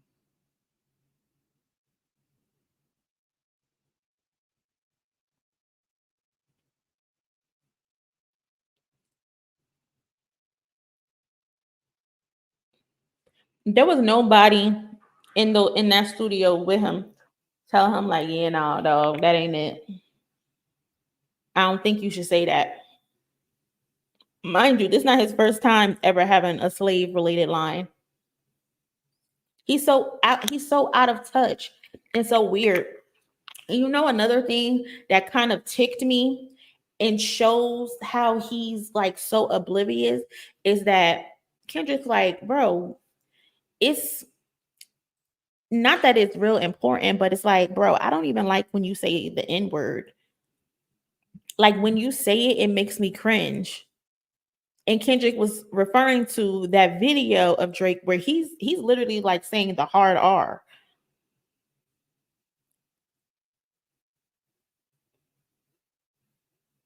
And then you start Family Matters with your Jewish mother. You start her out on the introduction of the song and you started off saying the N-word. I think Drake said the N-word at least 30 times in Family Matters, probably. I've never in my life seen a black man weaponize the N-word towards another black man before in my life.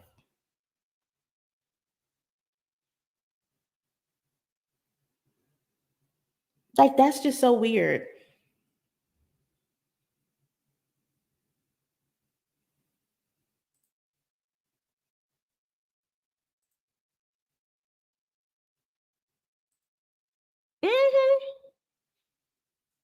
He was trying to laugh that off, but nah, Kendra's like, nah, nigga, did you jump me?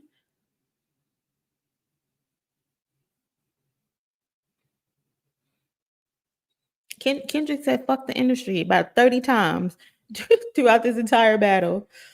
That man does not care. What's the dirt? Put paint on it. We got to talk about what's the dirt. Because exactly, Effie. He on people's shit list right now. To be honest, I think he was right. You don't forget what put hands on you in front of your mama. Right.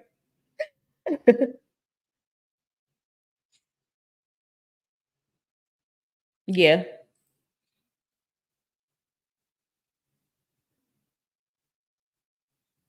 Mm-hmm. Did y'all like the new Corday song with Lil Wayne?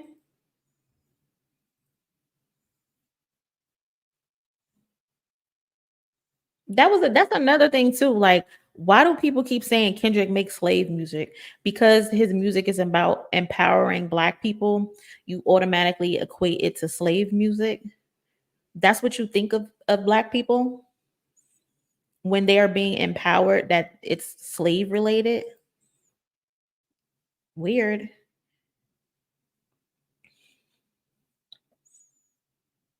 Yep, his biggest song, and Not Like Us broke the record.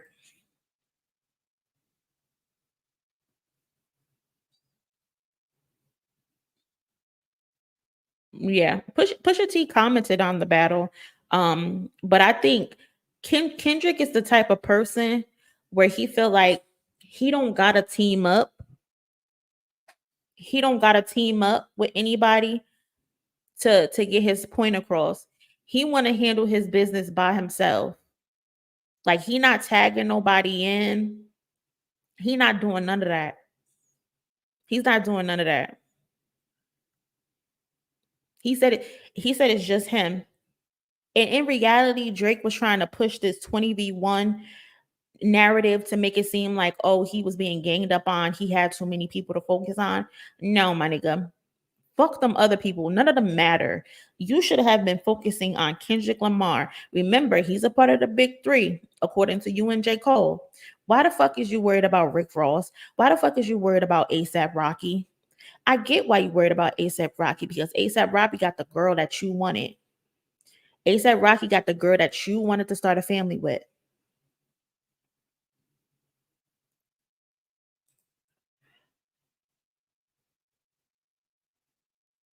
Right. And my thing with that, with Drake, is like, you want to lean into your blackness, but you're portraying a made up Black man, and you using all the negative stereotypes. Like I said this the other day, like, why aren't you portraying a Black man like Denzel Washington or some shit? You pick the gutterest of the gutterest Black man I want to portray. At 30 something, who joins mob ties game in your fucking 30s? You are a good boy. You grew up in a suburban Jewish Toronto community. You were on video crying because your mom didn't get you a tuna sandwich. Now all of a sudden you mob ties? What? Okay. Tell me anything. Tell me any fucking thing.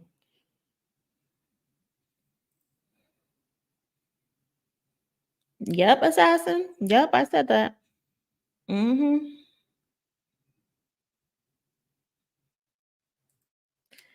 So yeah, what's the dirt? Shout out to, I'm gonna start this. Shout out to What's the Dirt. What's the dirt? I don't even know his first name. If any of y'all know his first name, say it in the chat. But shout out to What's the Dirt. What's the Dirt is currently being dragged to hell and back on Twitter. He's being dragged from hell and back on social media right now. Dirt is currently doing promo leading up to his breakdown of Family Matters. If you know, he has done, before the battle even kicked off, he had videos like Kendrick versus J. Cole, Drake versus Kendrick, the full story explained. He went through the decades worth of all the disses and stuff that they have against each other. So he makes great videos. He takes his time. He does his thing, right? So he's done Euphoria. I don't know if he's done any tailor-made or push-ups. I don't know. But I know he did Euphoria. He did 616 in LA. And 616 in LA, I did a reaction to it. And he reposted my reaction to it. He told his followers to come over here and support me. So shout out to What's the Dirt for that. I really appreciate him because he helped me get monetized. Because I was on like I was a few couple followers away, but he sent his people over here to show me love. And I appreciate him for that. He didn't have to do that. He got like over 300K subscribers and supporters, but he reposted my work. So shout out to him. And so now he's on to Family Matters. I believe Meet the Grams is going to come after, and then Not Like Us. And then I don't even know if he's going to do the Heart Part 6. I'm excited to see what he does for the Heart Part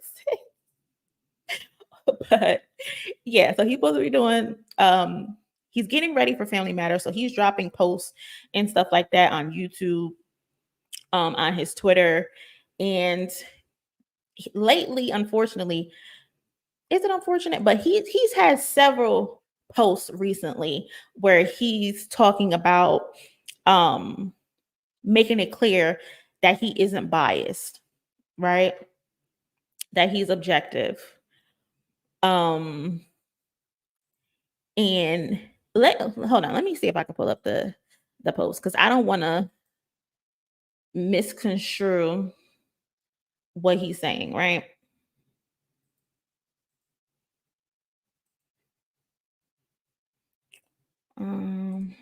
Let's see.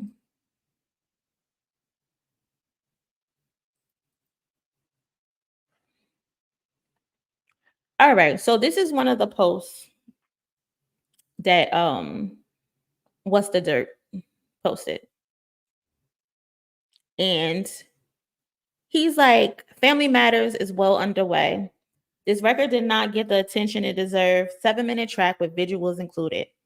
There's also the Buried Alive Part 2 track, which nobody talked about. And this has to be in the video as it's such a hard narrative to flip. Phenomenal record. You can call me an OV ho.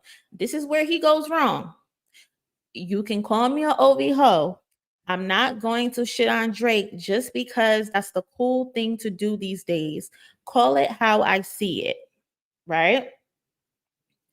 In my opinion, this is where it starts to get a little rocky, because if you're being objective, and I say this with love, I'm going to say it again because I appreciate the stuff that What's the Dirt does. But if you're going to say, I'm not being biased and I'm going to be objective, you can't go around saying, call me a OV ho. I'm not going to shit on Drake because it's the cool thing to do these days. Because it's the cool thing to do these days. That's not being objective. That's pushing a narrative that people who don't like Drake, who haven't liked Drake before this battle, and now they don't like Drake because of the material that has come out. You're saying the only reason why these people don't like him is because it's cool to do. That's being biased, Dirt. That's being biased.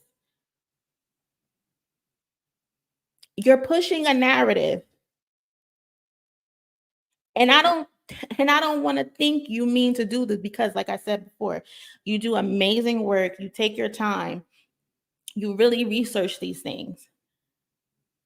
So, okay, he posts that, right? On Twitter, he decides to say a similar thing. Let me see. Let me see if it'll post.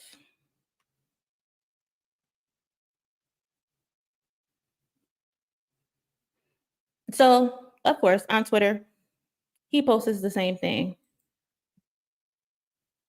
So basically word for word, right? It looks like. So he comments down here below. It's hilarious that people are literally unfollowing my account just for saying that I'm going to give this record an honest and thorough breakdown. Super fans on both sides are so fucked up. So me and Dirt are friends on social media. He followed me. And I said to him, so he know that I can say this to him. I'm not just going to say this on my platform.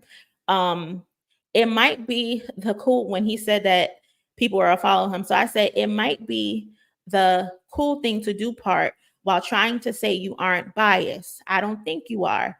People have their reasons why they don't and haven't liked Buddy, but I'm excited for it you can't come off biased to me. You don't come off biased to me. You haven't, sorry, I'm fucking up my words. You haven't come off biased to me at all, but I can see why that would rub people the wrong way. So he's getting a hard time, right, with the things that he's been saying lately. And it's like, Dirt, you don't need to do that. Like, I don't feel, Dirt, you need to do that.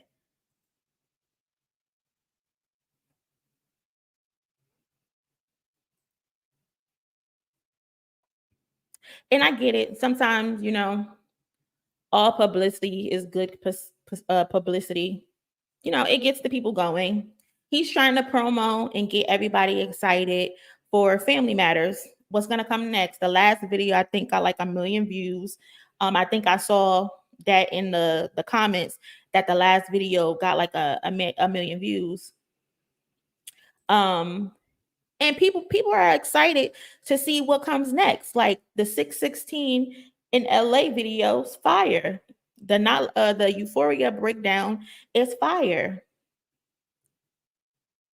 Like, Dirt, you be doing your thing in these videos.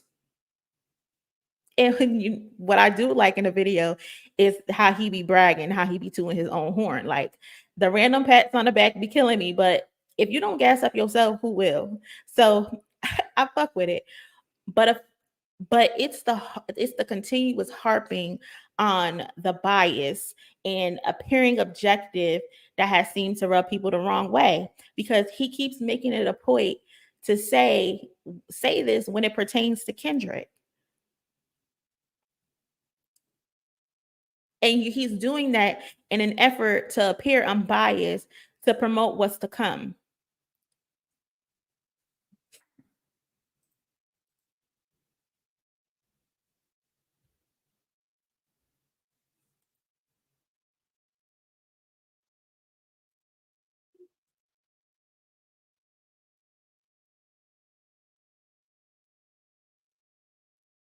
Yeah, he says that a lot. He does.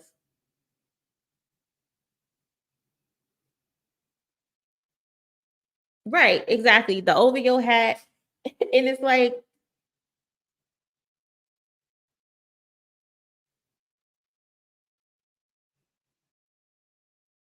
and he's from Canada. So he's a big Drake fan, and there's nothing wrong with that. Nothing wrong with that. It's the it's only cool to hate Drake now because it's a trend that has people feeling a type of way. And he should understand that.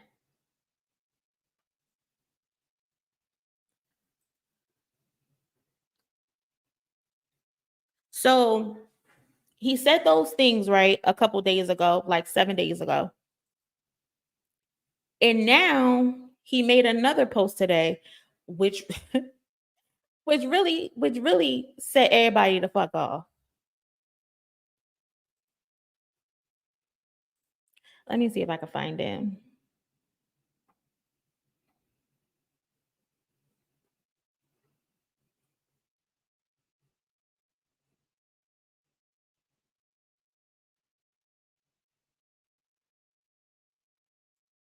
Is this it?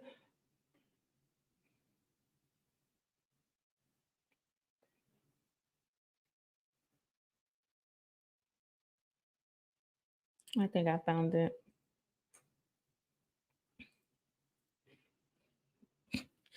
Yo, to be honest, I didn't know people really bought OVO merch.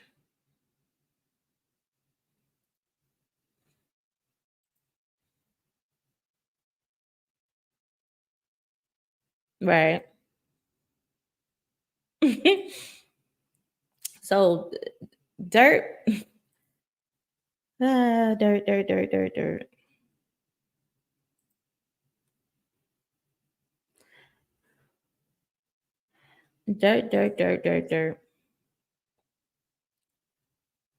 Let me share my screen again.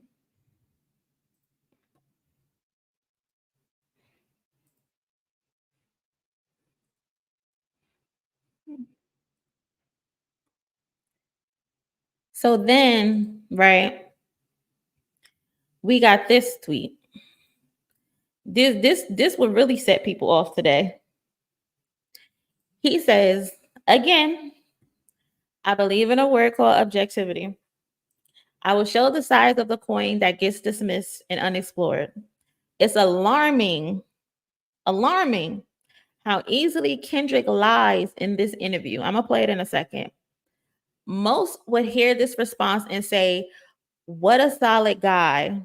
In reality, he was already a habitual cheater at this point, his own words. He then continued to cheat for many years thereafter. Notice how Angeli says Top Dog said no relationship questions. At this point, he was promoting an album with entire records exploring themes of loyalty. In hindsight, the writing was incredibly disingenuous. Be prepared for another side of the coin. Drake didn't lie about everything. No bias, just the real.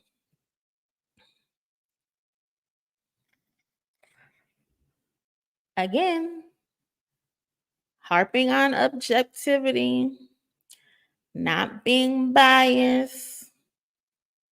Okay. So this is the video that he posts. Hold on, I'm gonna play it in a second, but I need to pull up another video just to back up what the fuck I'm saying.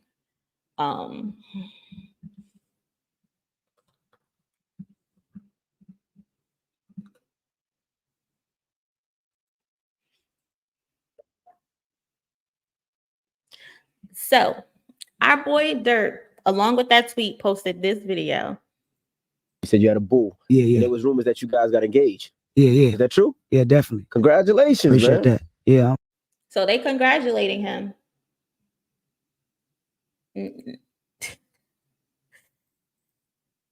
Baby, no. No. So they're congratulating him, right, on his engagement to Whitney. This is the video that Dirt posted to back up him saying that Kendrick is a habitual liar. I'm loyal to the soil. Welcome to the club, bro. That's right. I just We want to out say here. that Top Dog told me no relationship questions. All right. Kendrick says, I'm loyal to the soil. Angela jumps in. Top Dog said no relationship questions. Rightfully so. Kendrick has always been very private when it came to his relationship. We barely seen Whitney. And then when we do see her, it's probably like at an award show or something like that. They coming in and out. But he never really spoke in interviews about her. So it makes sense why Top Dog would say, hey, no relationship questions. That ain't y'all fucking business anyway. We here to promote this album. Oh, I'm But sorry. it's I didn't know a- that. But I guess, yeah, You told I'm the- glad- that's also a great example to have somebody that you're loyal and faithful Yeah. to. A lot of people think it's cool to just sleep around and do whatever. So they bring up, I guess I would have to look at the original video, but it looks like it was chopped because they go to talk about loyalty. But Angela's basically like, okay, that's cool. That's a good example that you and Whitney been together for a long time. That's loyalty. No sleeping around, all of that. Kendra's like, yeah, right. You know, at the end of the day, you wanna always have real people around you. Period. Cool. That makes sense. That makes sense, right? Whether it's male or female, and everybody that's been around me, they've been around since day one, and I can't change that. I don't change for nobody. I can't run from that. You feel what I'm saying? So I always show respect when respect is being given, and people. So it sounds like basically they mentioned the engagement. Angela's like, nah, and Top said no relationship questions. Kendrick's like, laughs at it. And then he pivots. He turns the question around and he talks about having loyal people around him. From his friends to his family, he's still with his same day one people. And we still see that to this day. He's not even with TDE anymore, but Top Dog is still right over his shoulder. Dave Free, the one who gave his CD to Top Dog, is his partner in crime. He's with Whitney, his high school sweetheart. Kendrick keeps the same people around him. So he didn't lie in this interview. People that been by your side, you're supposed to honor that. And that's how you stand up, run. He didn't lie in the interview. He just pivoted from the relationship question. But according to Dirt, is that this interview is alarming at how easily Kendrick lied in the interview. This is why people are upset with you, Dirt. And then he goes on to say, at this point, he was promoting an album with entire records exploring themes of loyalty. That's the record with Rihanna. So I think I responded to this. Hold on. Let me see if I can find my tweet.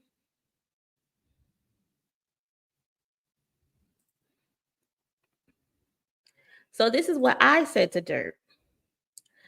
Because I seen it. It came up on my timeline and then I see the response to it. So I'm like, Dirt, you're my boy. But you need to go back to the board and edit out this part of your video if he's including this part in his video. The interview that he's using, he's relating it to the Damn era where Loyalty was on the Damn album. The interview that he's calling Kendrick a habitual liar in and talking about loyalty, the interview is from 2015. This interview was talking about To Pimp a Butterfly. Kendrick was not on to Loyalty yet at this point. And even if we were to talk about the song Loyalty, that song was about being in a toxic relationship.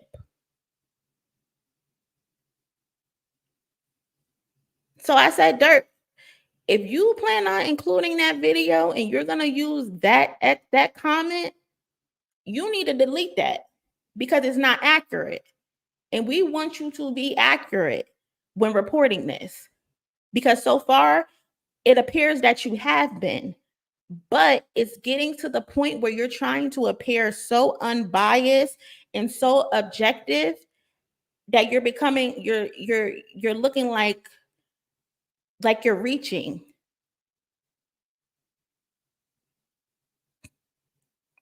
And we don't want you to do that because you do amazing work. You don't have to do that.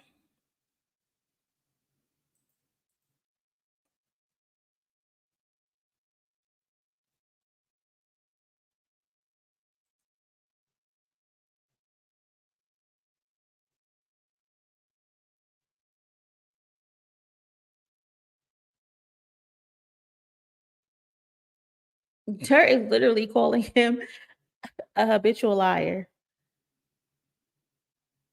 He said people would think he's a solid dude based on that response.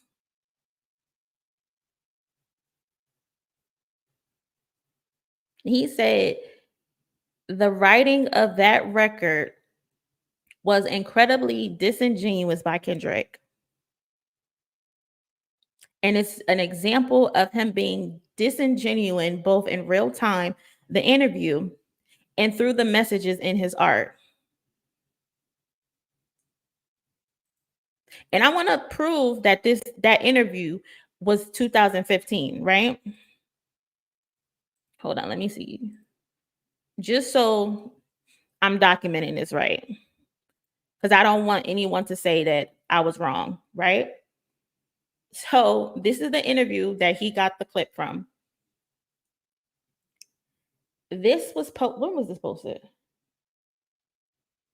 Does it tell you? So this was posted in 2017. Hold on. Oh, wait.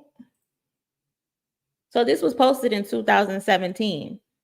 So that's why I'm assuming Dirt thought this was the Damn era where the Loyalty song came from.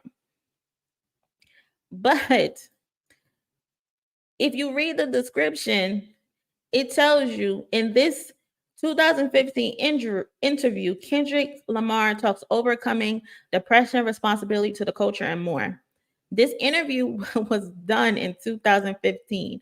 They just posted it in 2017. So I think that's where he got mixed up.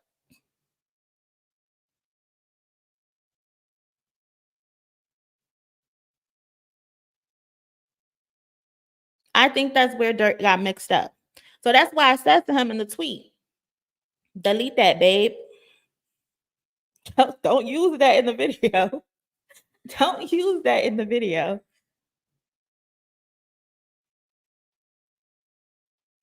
You cannot use that in the video.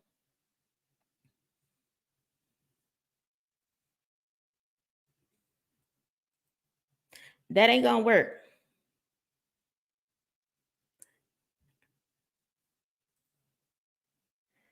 So him doing that has people on his head. Kendrick fans, they not letting up. They not letting up. Like they've been on his scalp since this afternoon. Again, in my personal opinion, I feel like Kendrick didn't lie in that interview. I feel like he pivoted when they decided to mention his engagement. And he turned the conversation about being loyal to the story into a conversation about family in its entirety and his friends, because loyalty is important to him. And that's clear in his friends and his family to this day. He's with the same people.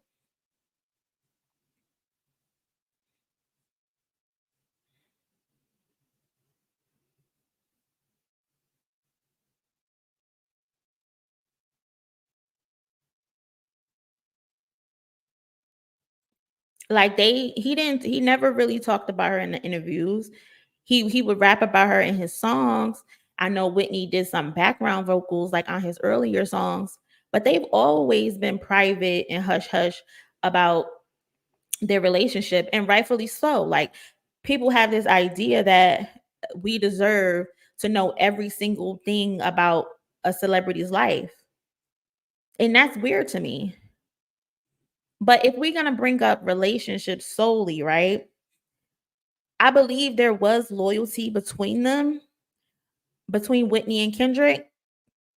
And I think the loyalty was heavier on one side than the other because Kendrick wasn't practicing what he was preaching while Whitney remained loyal to him. But that doesn't make him a habitual liar. That just makes him a hypocrite in that moment.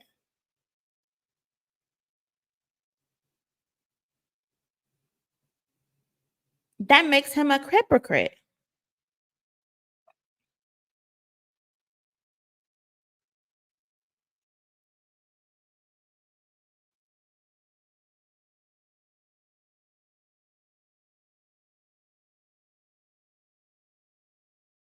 And according to Kendrick, in 2015, he was the biggest fucking hypocrite that the world had ever seen. He said that. I think he said that in the Black of the Barrier, right?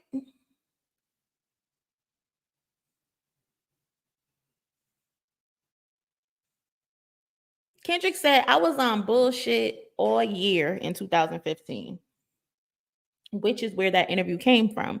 Dirk got it confused and thought it was from 2017.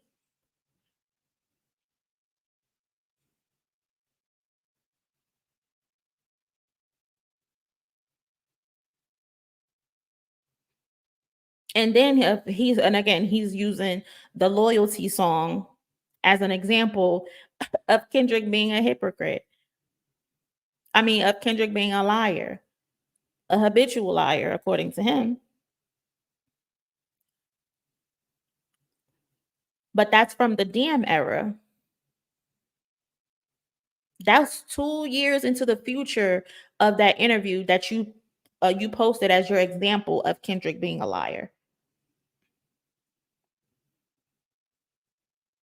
And then using that song Loyalty is a song about going to extremes to prove that you love someone.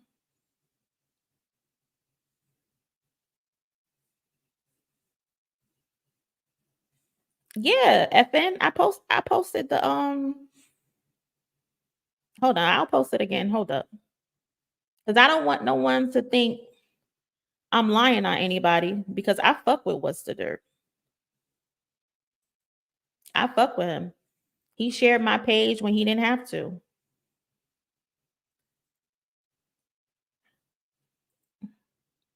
There you go. Wait, where is it?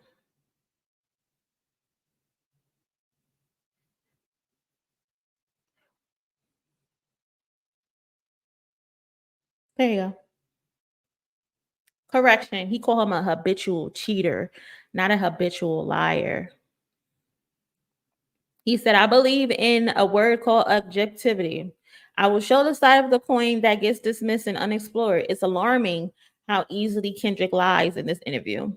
Most would hear this response and say, what a solid guy. In reality, he was already a habitual cheater at this point. He then continued to cheat for many years after that.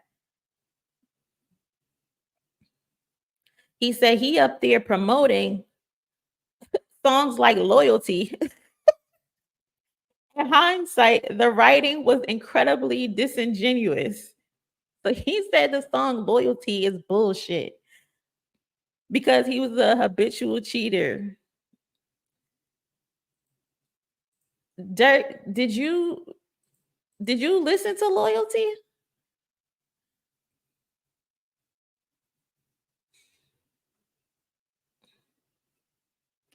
Did you listen to the song Loyalty?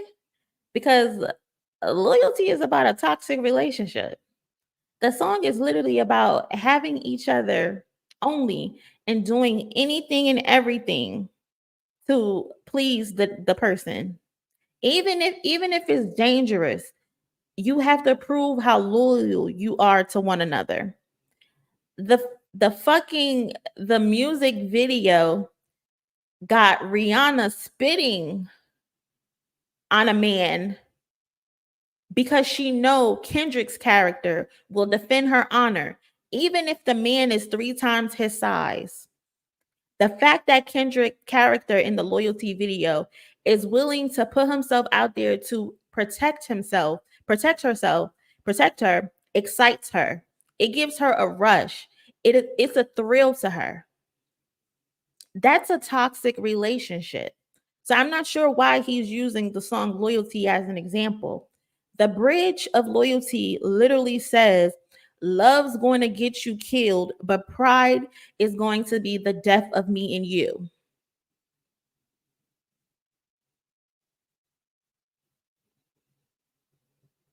The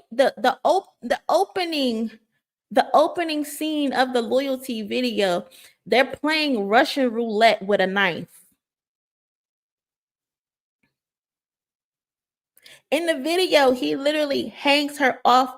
He asks her, do you trust me? Do you trust me on top of a skyscraper building? He asks her, do you trust me? And then he not throws her, but she falls off the cliff off the building and he's holding her with one hand. That's a toxic, almost deadly relationship. So why are you using Loyalty to make your point about Kendrick? I don't get it. That song wasn't about being good to a person. That song was about doing extremes, pushing a person to the limit to see how far I can fuck you up. And that's what Kendrick and Whitney's relationship was. That's what their relationship was in the beginning.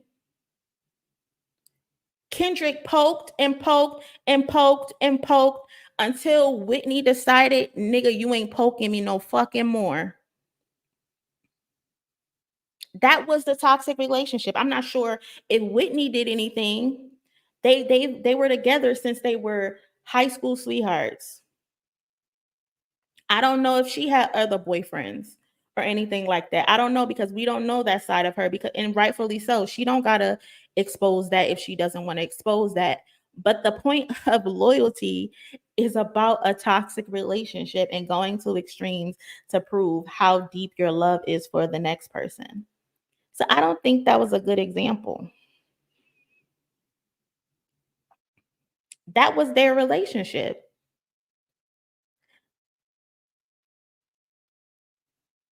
Like Dirt is trying to compare two different types of loyalty. There's the good loyalty, of course, and then there's the toxic loyalty, which Kendrick and Whitney were. But they were also the good loyalty because they still rode for each other.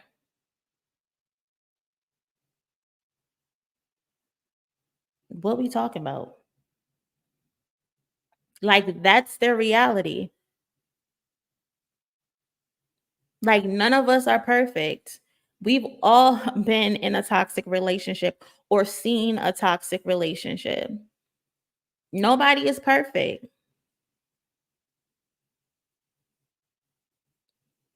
Kendrick was fucked up back then. In that same interview that I'm pretty sure Dirk skimmed through, Kendrick talks about his faults, his depression.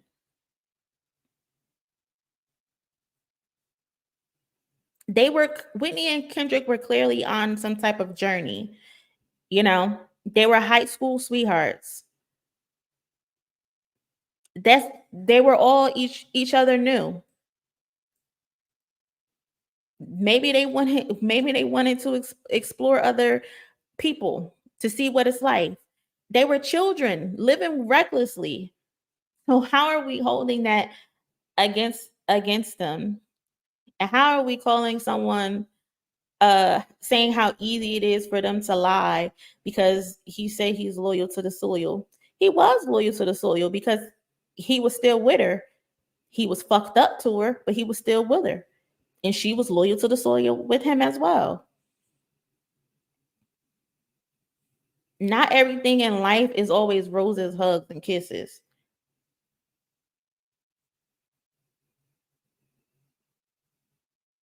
Like, that wasn't a good example. And my favorite part is like him rounding off the tweets with Drake didn't lie about everything, no bias, just the real. And I'm just like, you keep putting emphasis on the being objective and not being biased, and I'm just like, who thinks Drake was lying about Kendrick being a cheater? Everybody know Kendrick was a cheater. So what are we talking about? Drake didn't lie about everything, and then you're using him being a cheater as the example. I hope we talk about you proving if Whitney slept with Dave Free. That's what people are calling him a liar about. People are calling him a liar about him calling this woman out of her name and degrading her. People are calling him a liar about Kendrick beating her. We don't need you to prove if Kendrick was a cheater. We know the motherfucker was a cheater. We know that about him. He's told us in every single album. We don't need to know that. What we need to know is if Drake really set Kendrick up. What we need to know is Dave Free really Whitney baby father? What we need to know is, do Kendrick Lamar be beating Whitney ass? That's what we want to know. We already know about the cheating. And that, in my opinion, is why Dirt has been having a hard time today. And that's why people are kind of pissed off at him, because there's no one who believes Drake lied about Kendrick's infidelity. We all know that. He exposed it to the world.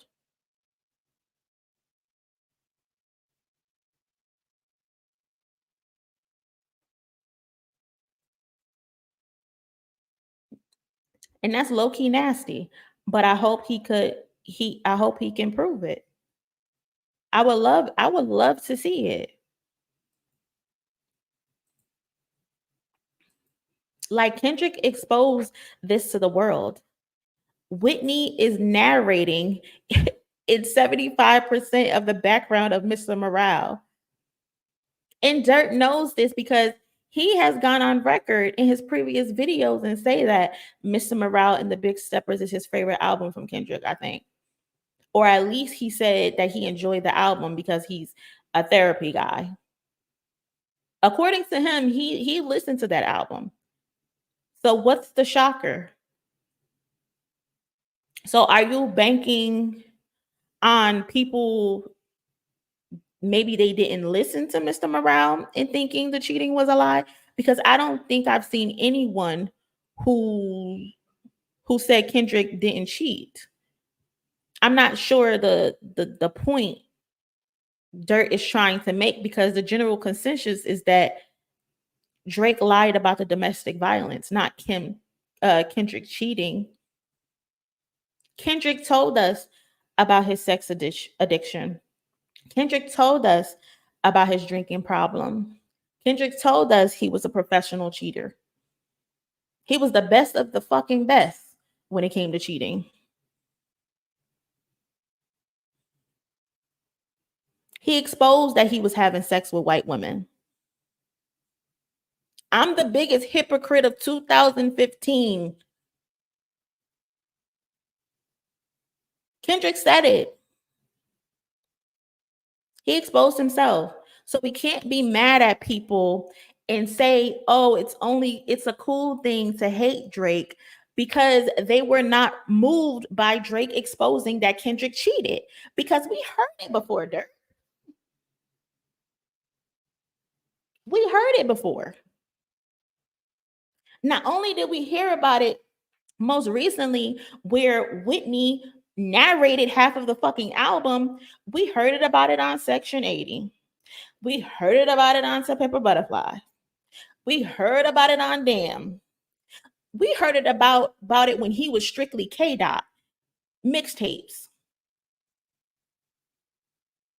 He's not a liar because he's telling us he did it. He's a hypocrite because he's not practicing what the fuck he was preaching at that time. That's what he's doing. The relationship was an on and off again struggle. You can't get mad at us and say we only dislike and we only don't believe Drake because it's the cool thing to do.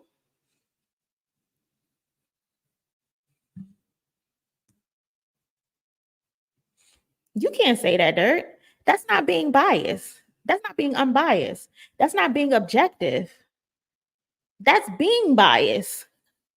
Because you're saying these people only dislike Drake because it's cool. Because it's fucking cool.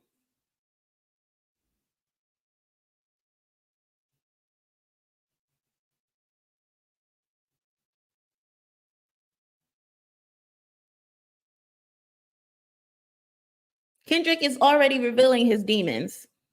He's already you're pointing the finger at him, and Kendrick is already pointing the bitches back at himself. He admitted he was a piece of shit and that he needed to change and that he needed to be better because he was being a detriment and harmful to Whitney and those around him.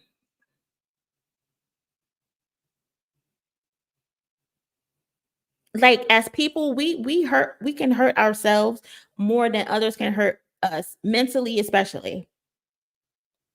So this is why the infidelity bars didn't hit, because Kendrick said it in Euphoria. You're making up other stories based on stories you heard in Mr. Morale that was not told in Mr. Morale. The man literally disappeared for 5 years to work on self-improvement, to work on healing, to work to the birth of his children. And we often hear that men especially, it isn't until the birth of their child and the pain they see their women go through giving life for them until it all clicks. Right? And I feel as though that's when it clicked for Kendrick.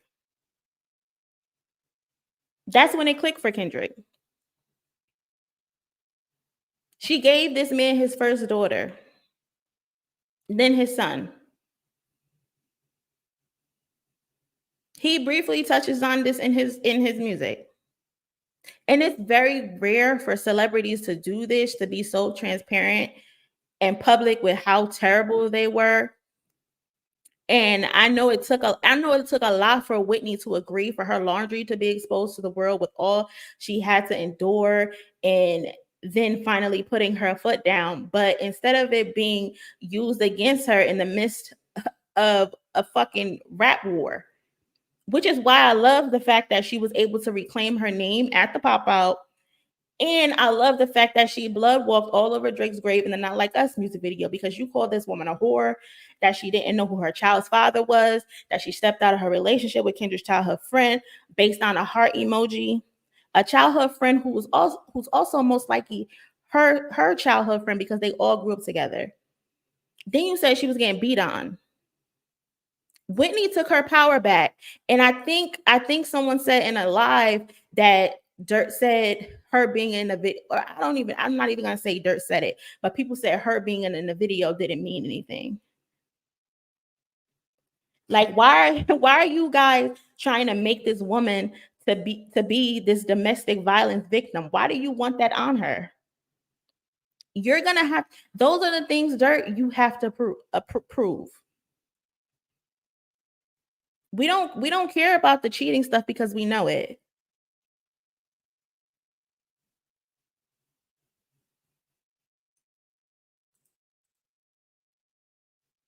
According to the chat, he said it. I'm not gonna say he said it because I wasn't there, but the chat is saying you said it. Exactly. You said that girl don't know who her baby father is. Have y'all looked at that fucking boy? Do you see those big ass ears? Be so serious. Be so serious. That's why people call Drake a liar, Dirt. Has nothing to do with being a part of a cool trend to hate Drake. Quiet as kept, there were people before this battle who did not like Drake. I was one of them. Can I spot when he has a good song or two? Absolutely. But I've never been a fan, and I don't dislike him because it's a trend. I'm just not a fan of his. And I have the tweets to prove it. I can back it up. I can put up a tweet from 2013 of me dissing Drake. So no, Dirt. In my case, it's not a trend. People don't like him. And they don't like him because his music has gotten worse. And then they don't like the stuff that Kendrick mentioned. People have been talking about these things for years. These things have been documented for years. People aren't pulling the dislike for him out of their ass. They're not doing that. And remember, I say this with respect because I appreciate the work that Dirt has done. He's given us new perspectives, and I'm looking forward to everything that he does down the line. But based on his recent rants about bias and impairing objective, I think Dirt wants to prove so bad that he's not biased in all of this, so much that he's starting to reach and jump out the window a bit, trying to prove, yes, I can show you Drake's deviances. Look, see, I can also show you Kendrick's deviances. Trying to promote the upcoming release of Family Matters. Both sides, of course, need the records to be explained and broken down accurately. But Dirt, you're at the point where you don't need to do that. Your work speaks for itself. Your work speaks for itself. You don't need to get on Twitter and tell people and post OVO jackets and hats and say, look, I'm not biased. That's why people are upset and on edge with you. And then the examples you're using in the interview in the songs were 100% false.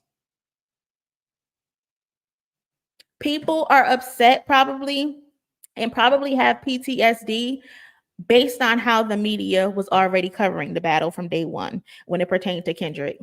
As we discussed earlier, people are already feeling away based on how they were already treating Kendrick in the beginning of the interview. And then when it's time to cover a song regarding Kendrick, you're that's talking about Kendrick, you're like, nah, bro, I ain't biased. Look, this nigga's a liar. And then you use a bad example.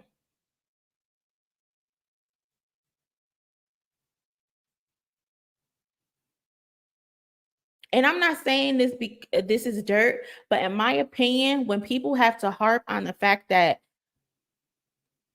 and they have to consistently yell objectivity and not bias, oh, I'm a fan of this person, before they say something negative, 9 times out of 10, you were never objective and you were never not unbiased.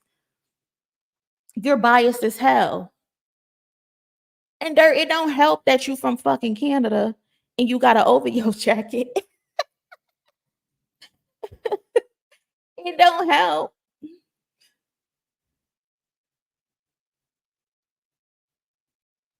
From the videos that I've saw so far, Dirt hasn't given me anything to say that he's biased. He hasn't. Aside from, I think Dirt should just stop saying he isn't biased because it's starting to look funny in the light. It's starting to look fraudulent. Just let your work speak for itself, bro. You don't have to lead with your unbiased every time you make a post to promote your next breakdown, bro. You do a phenomenal job at what you do, and we can tell that you take your time doing these things. And we want you to take your time. And we want you to get this right. And I know that you will, especially because I just told your ass, don't put that shit you tweeted in the video. Don't put that shit in there because it's wrong.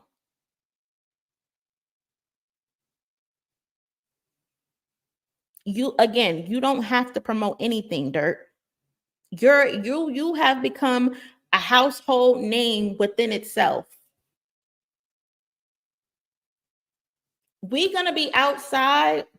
We're gonna be waiting for this video, Dirt, like we was outside when people was waiting for Jordans to release.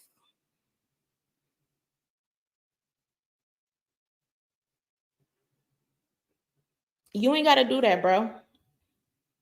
At the end of the day, both sides need to be covered, especially if you enjoy Euphoria. This is for the Kendrick fans.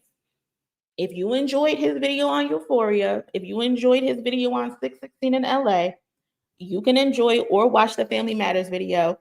You can watch the Meet the Grams video. You can watch the Night Like Us breakdown, and you can watch the Heart Part 6 breakdown. We want all the fucking videos. But what we don't want is fake shit. Just what Latto say, get in the booth, get in the office, wherever you be at, Dirt, and do what you do. But stop that I'm not biased shit. Stop that I'm being objective shit. Just stop. Because it's starting to come off fake and it's starting to come off forced. Especially when you're saying it's only a trend to hate Drake. When you got people like me that's hated this nigga since 2013. And I got the tweets to prove it. Matter of fact, let me see if I can look up a tweet. Me not liking this nigga. just to prove it, it's in this video. Hold on.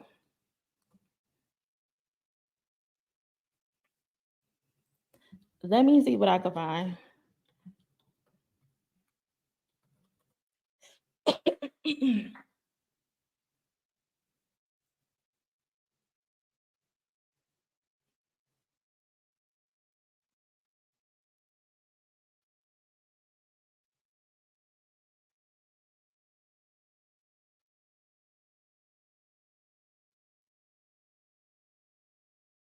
It's showing my current tweets. Hold up, I gotta go back far.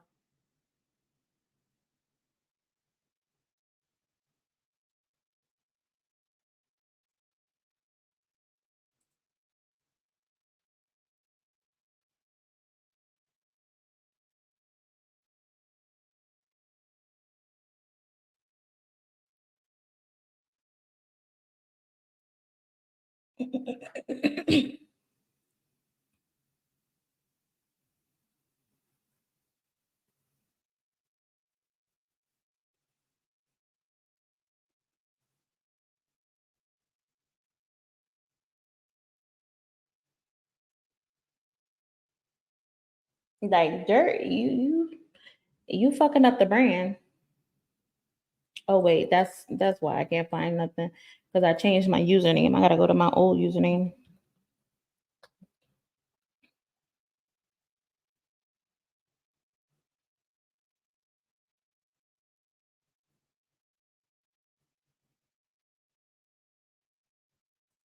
Hold on. Let's share.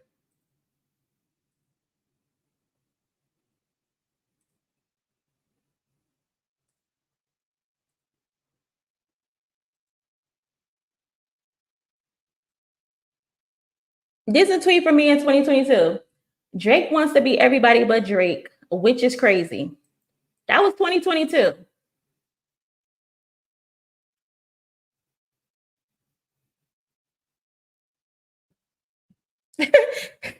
And this Drake daddy got some white ancestors too. Why y'all think that would happen? I think this was in regards to how pale Adonis was. That was rude. That was very rude of me. This me talking about his lipo belly button in 2018. So no, dirt. It's not a trend.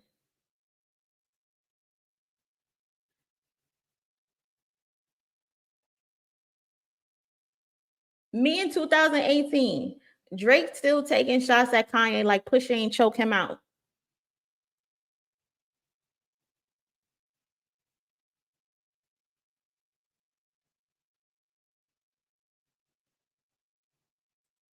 Me in 2017 saying Ice Smells would be better if Drake wasn't on it.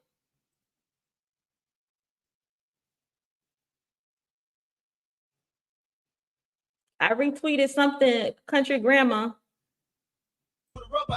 that said Drake could never.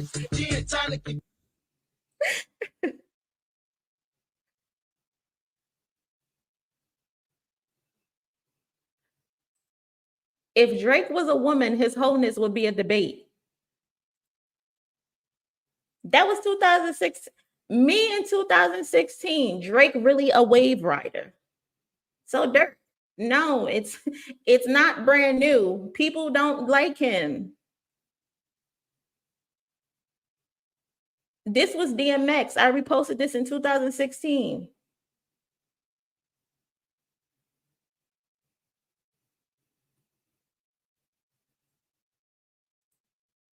Drake needs that beard. That's all I gotta say. Without it, he's shit. I reposted that.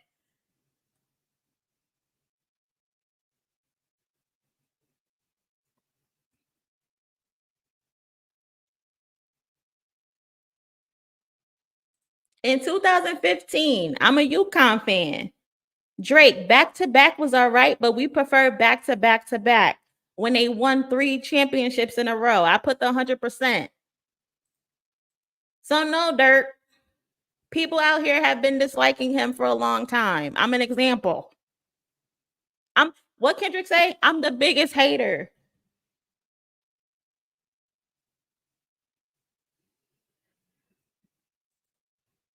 Yes, Jay, Ja, whatever the fuck your name is. Yes, I'm the biggest hater. I'm proving that no, it's not a trend to hate him now, today. People have been disliking him for a long time. That's my point. We found the Ovi hoe.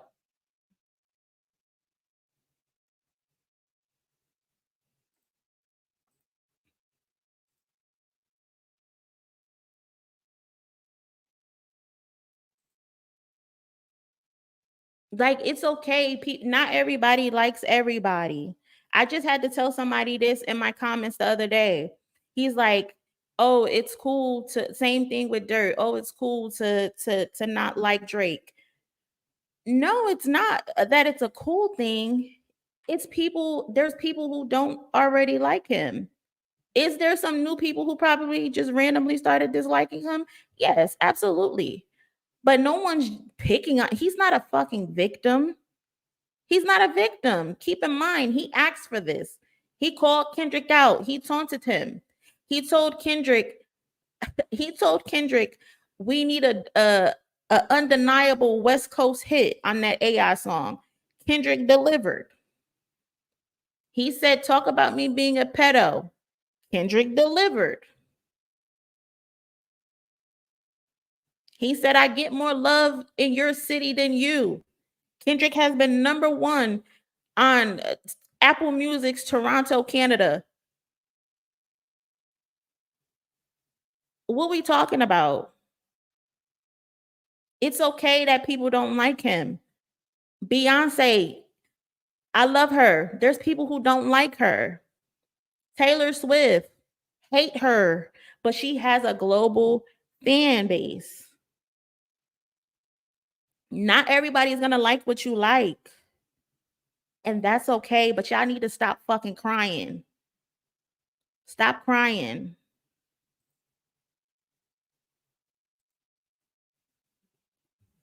But that's my rant. We've been on here for 3 hours. And I still got two topics to talk about. But I don't think I'm gonna do it because everybody probably want to go to bed. I know Ice Spice dropped the album, and apparently it stinks. Y2K was released on Friday. It's 10 songs, like 23 minutes long. I've never seen an album that was 20 minutes. Like, that's crazy. Like, do you even consider that an album?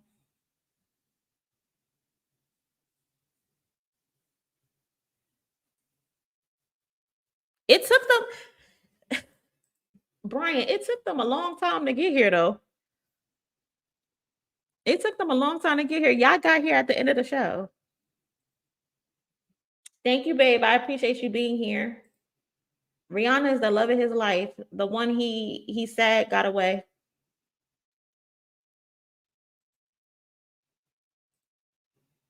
Only song I like of Drake was Take Care. That's his best album. The songs that I have of Drake on my phone, I think I have like 5 or 6 phone songs. 3 of them are features. And the rest of them, I think like 2 is from Take Care, and then the In My Feelings song. I like that song. Exactly. You can't be a bully and then turn into the victim. Bullies get their ass beat too. It's ridiculous. It's so ridiculous.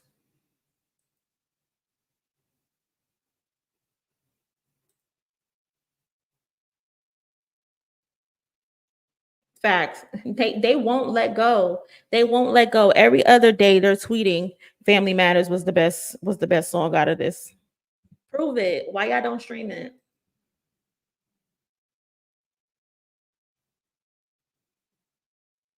That was another thing. Azealia Banks was like, "Oh, Kendrick don't have any fire women supporting him." That's not true. Beyonce will probably punch you in your shit behind Kendrick. Taylor Swift loves him to death. Rihanna loves him. SZA. I'm not a fan of SZA. I feel like she sings in cursive, but she's a big artist. Like, what are we talking about?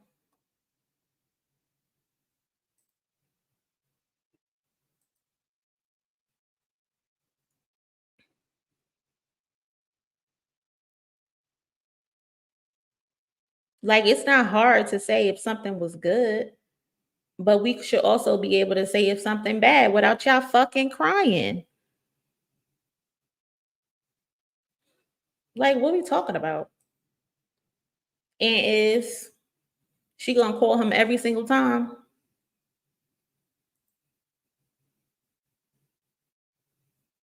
Every time.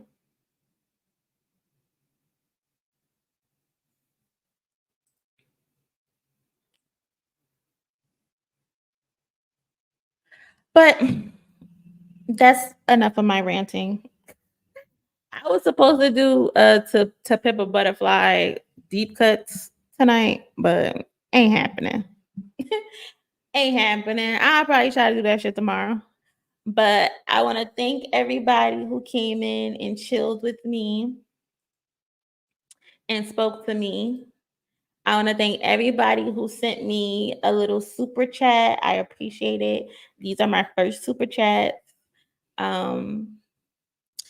And we will do this again. I don't know. I guess I'm just waiting for the new topics to come in, I guess. And then we can go live. But I always put out like a 2-hour notice ahead of time before I go live. But yeah, this was fun. Y'all have a good night and y'all be safe. And I'll catch y'all in the next one.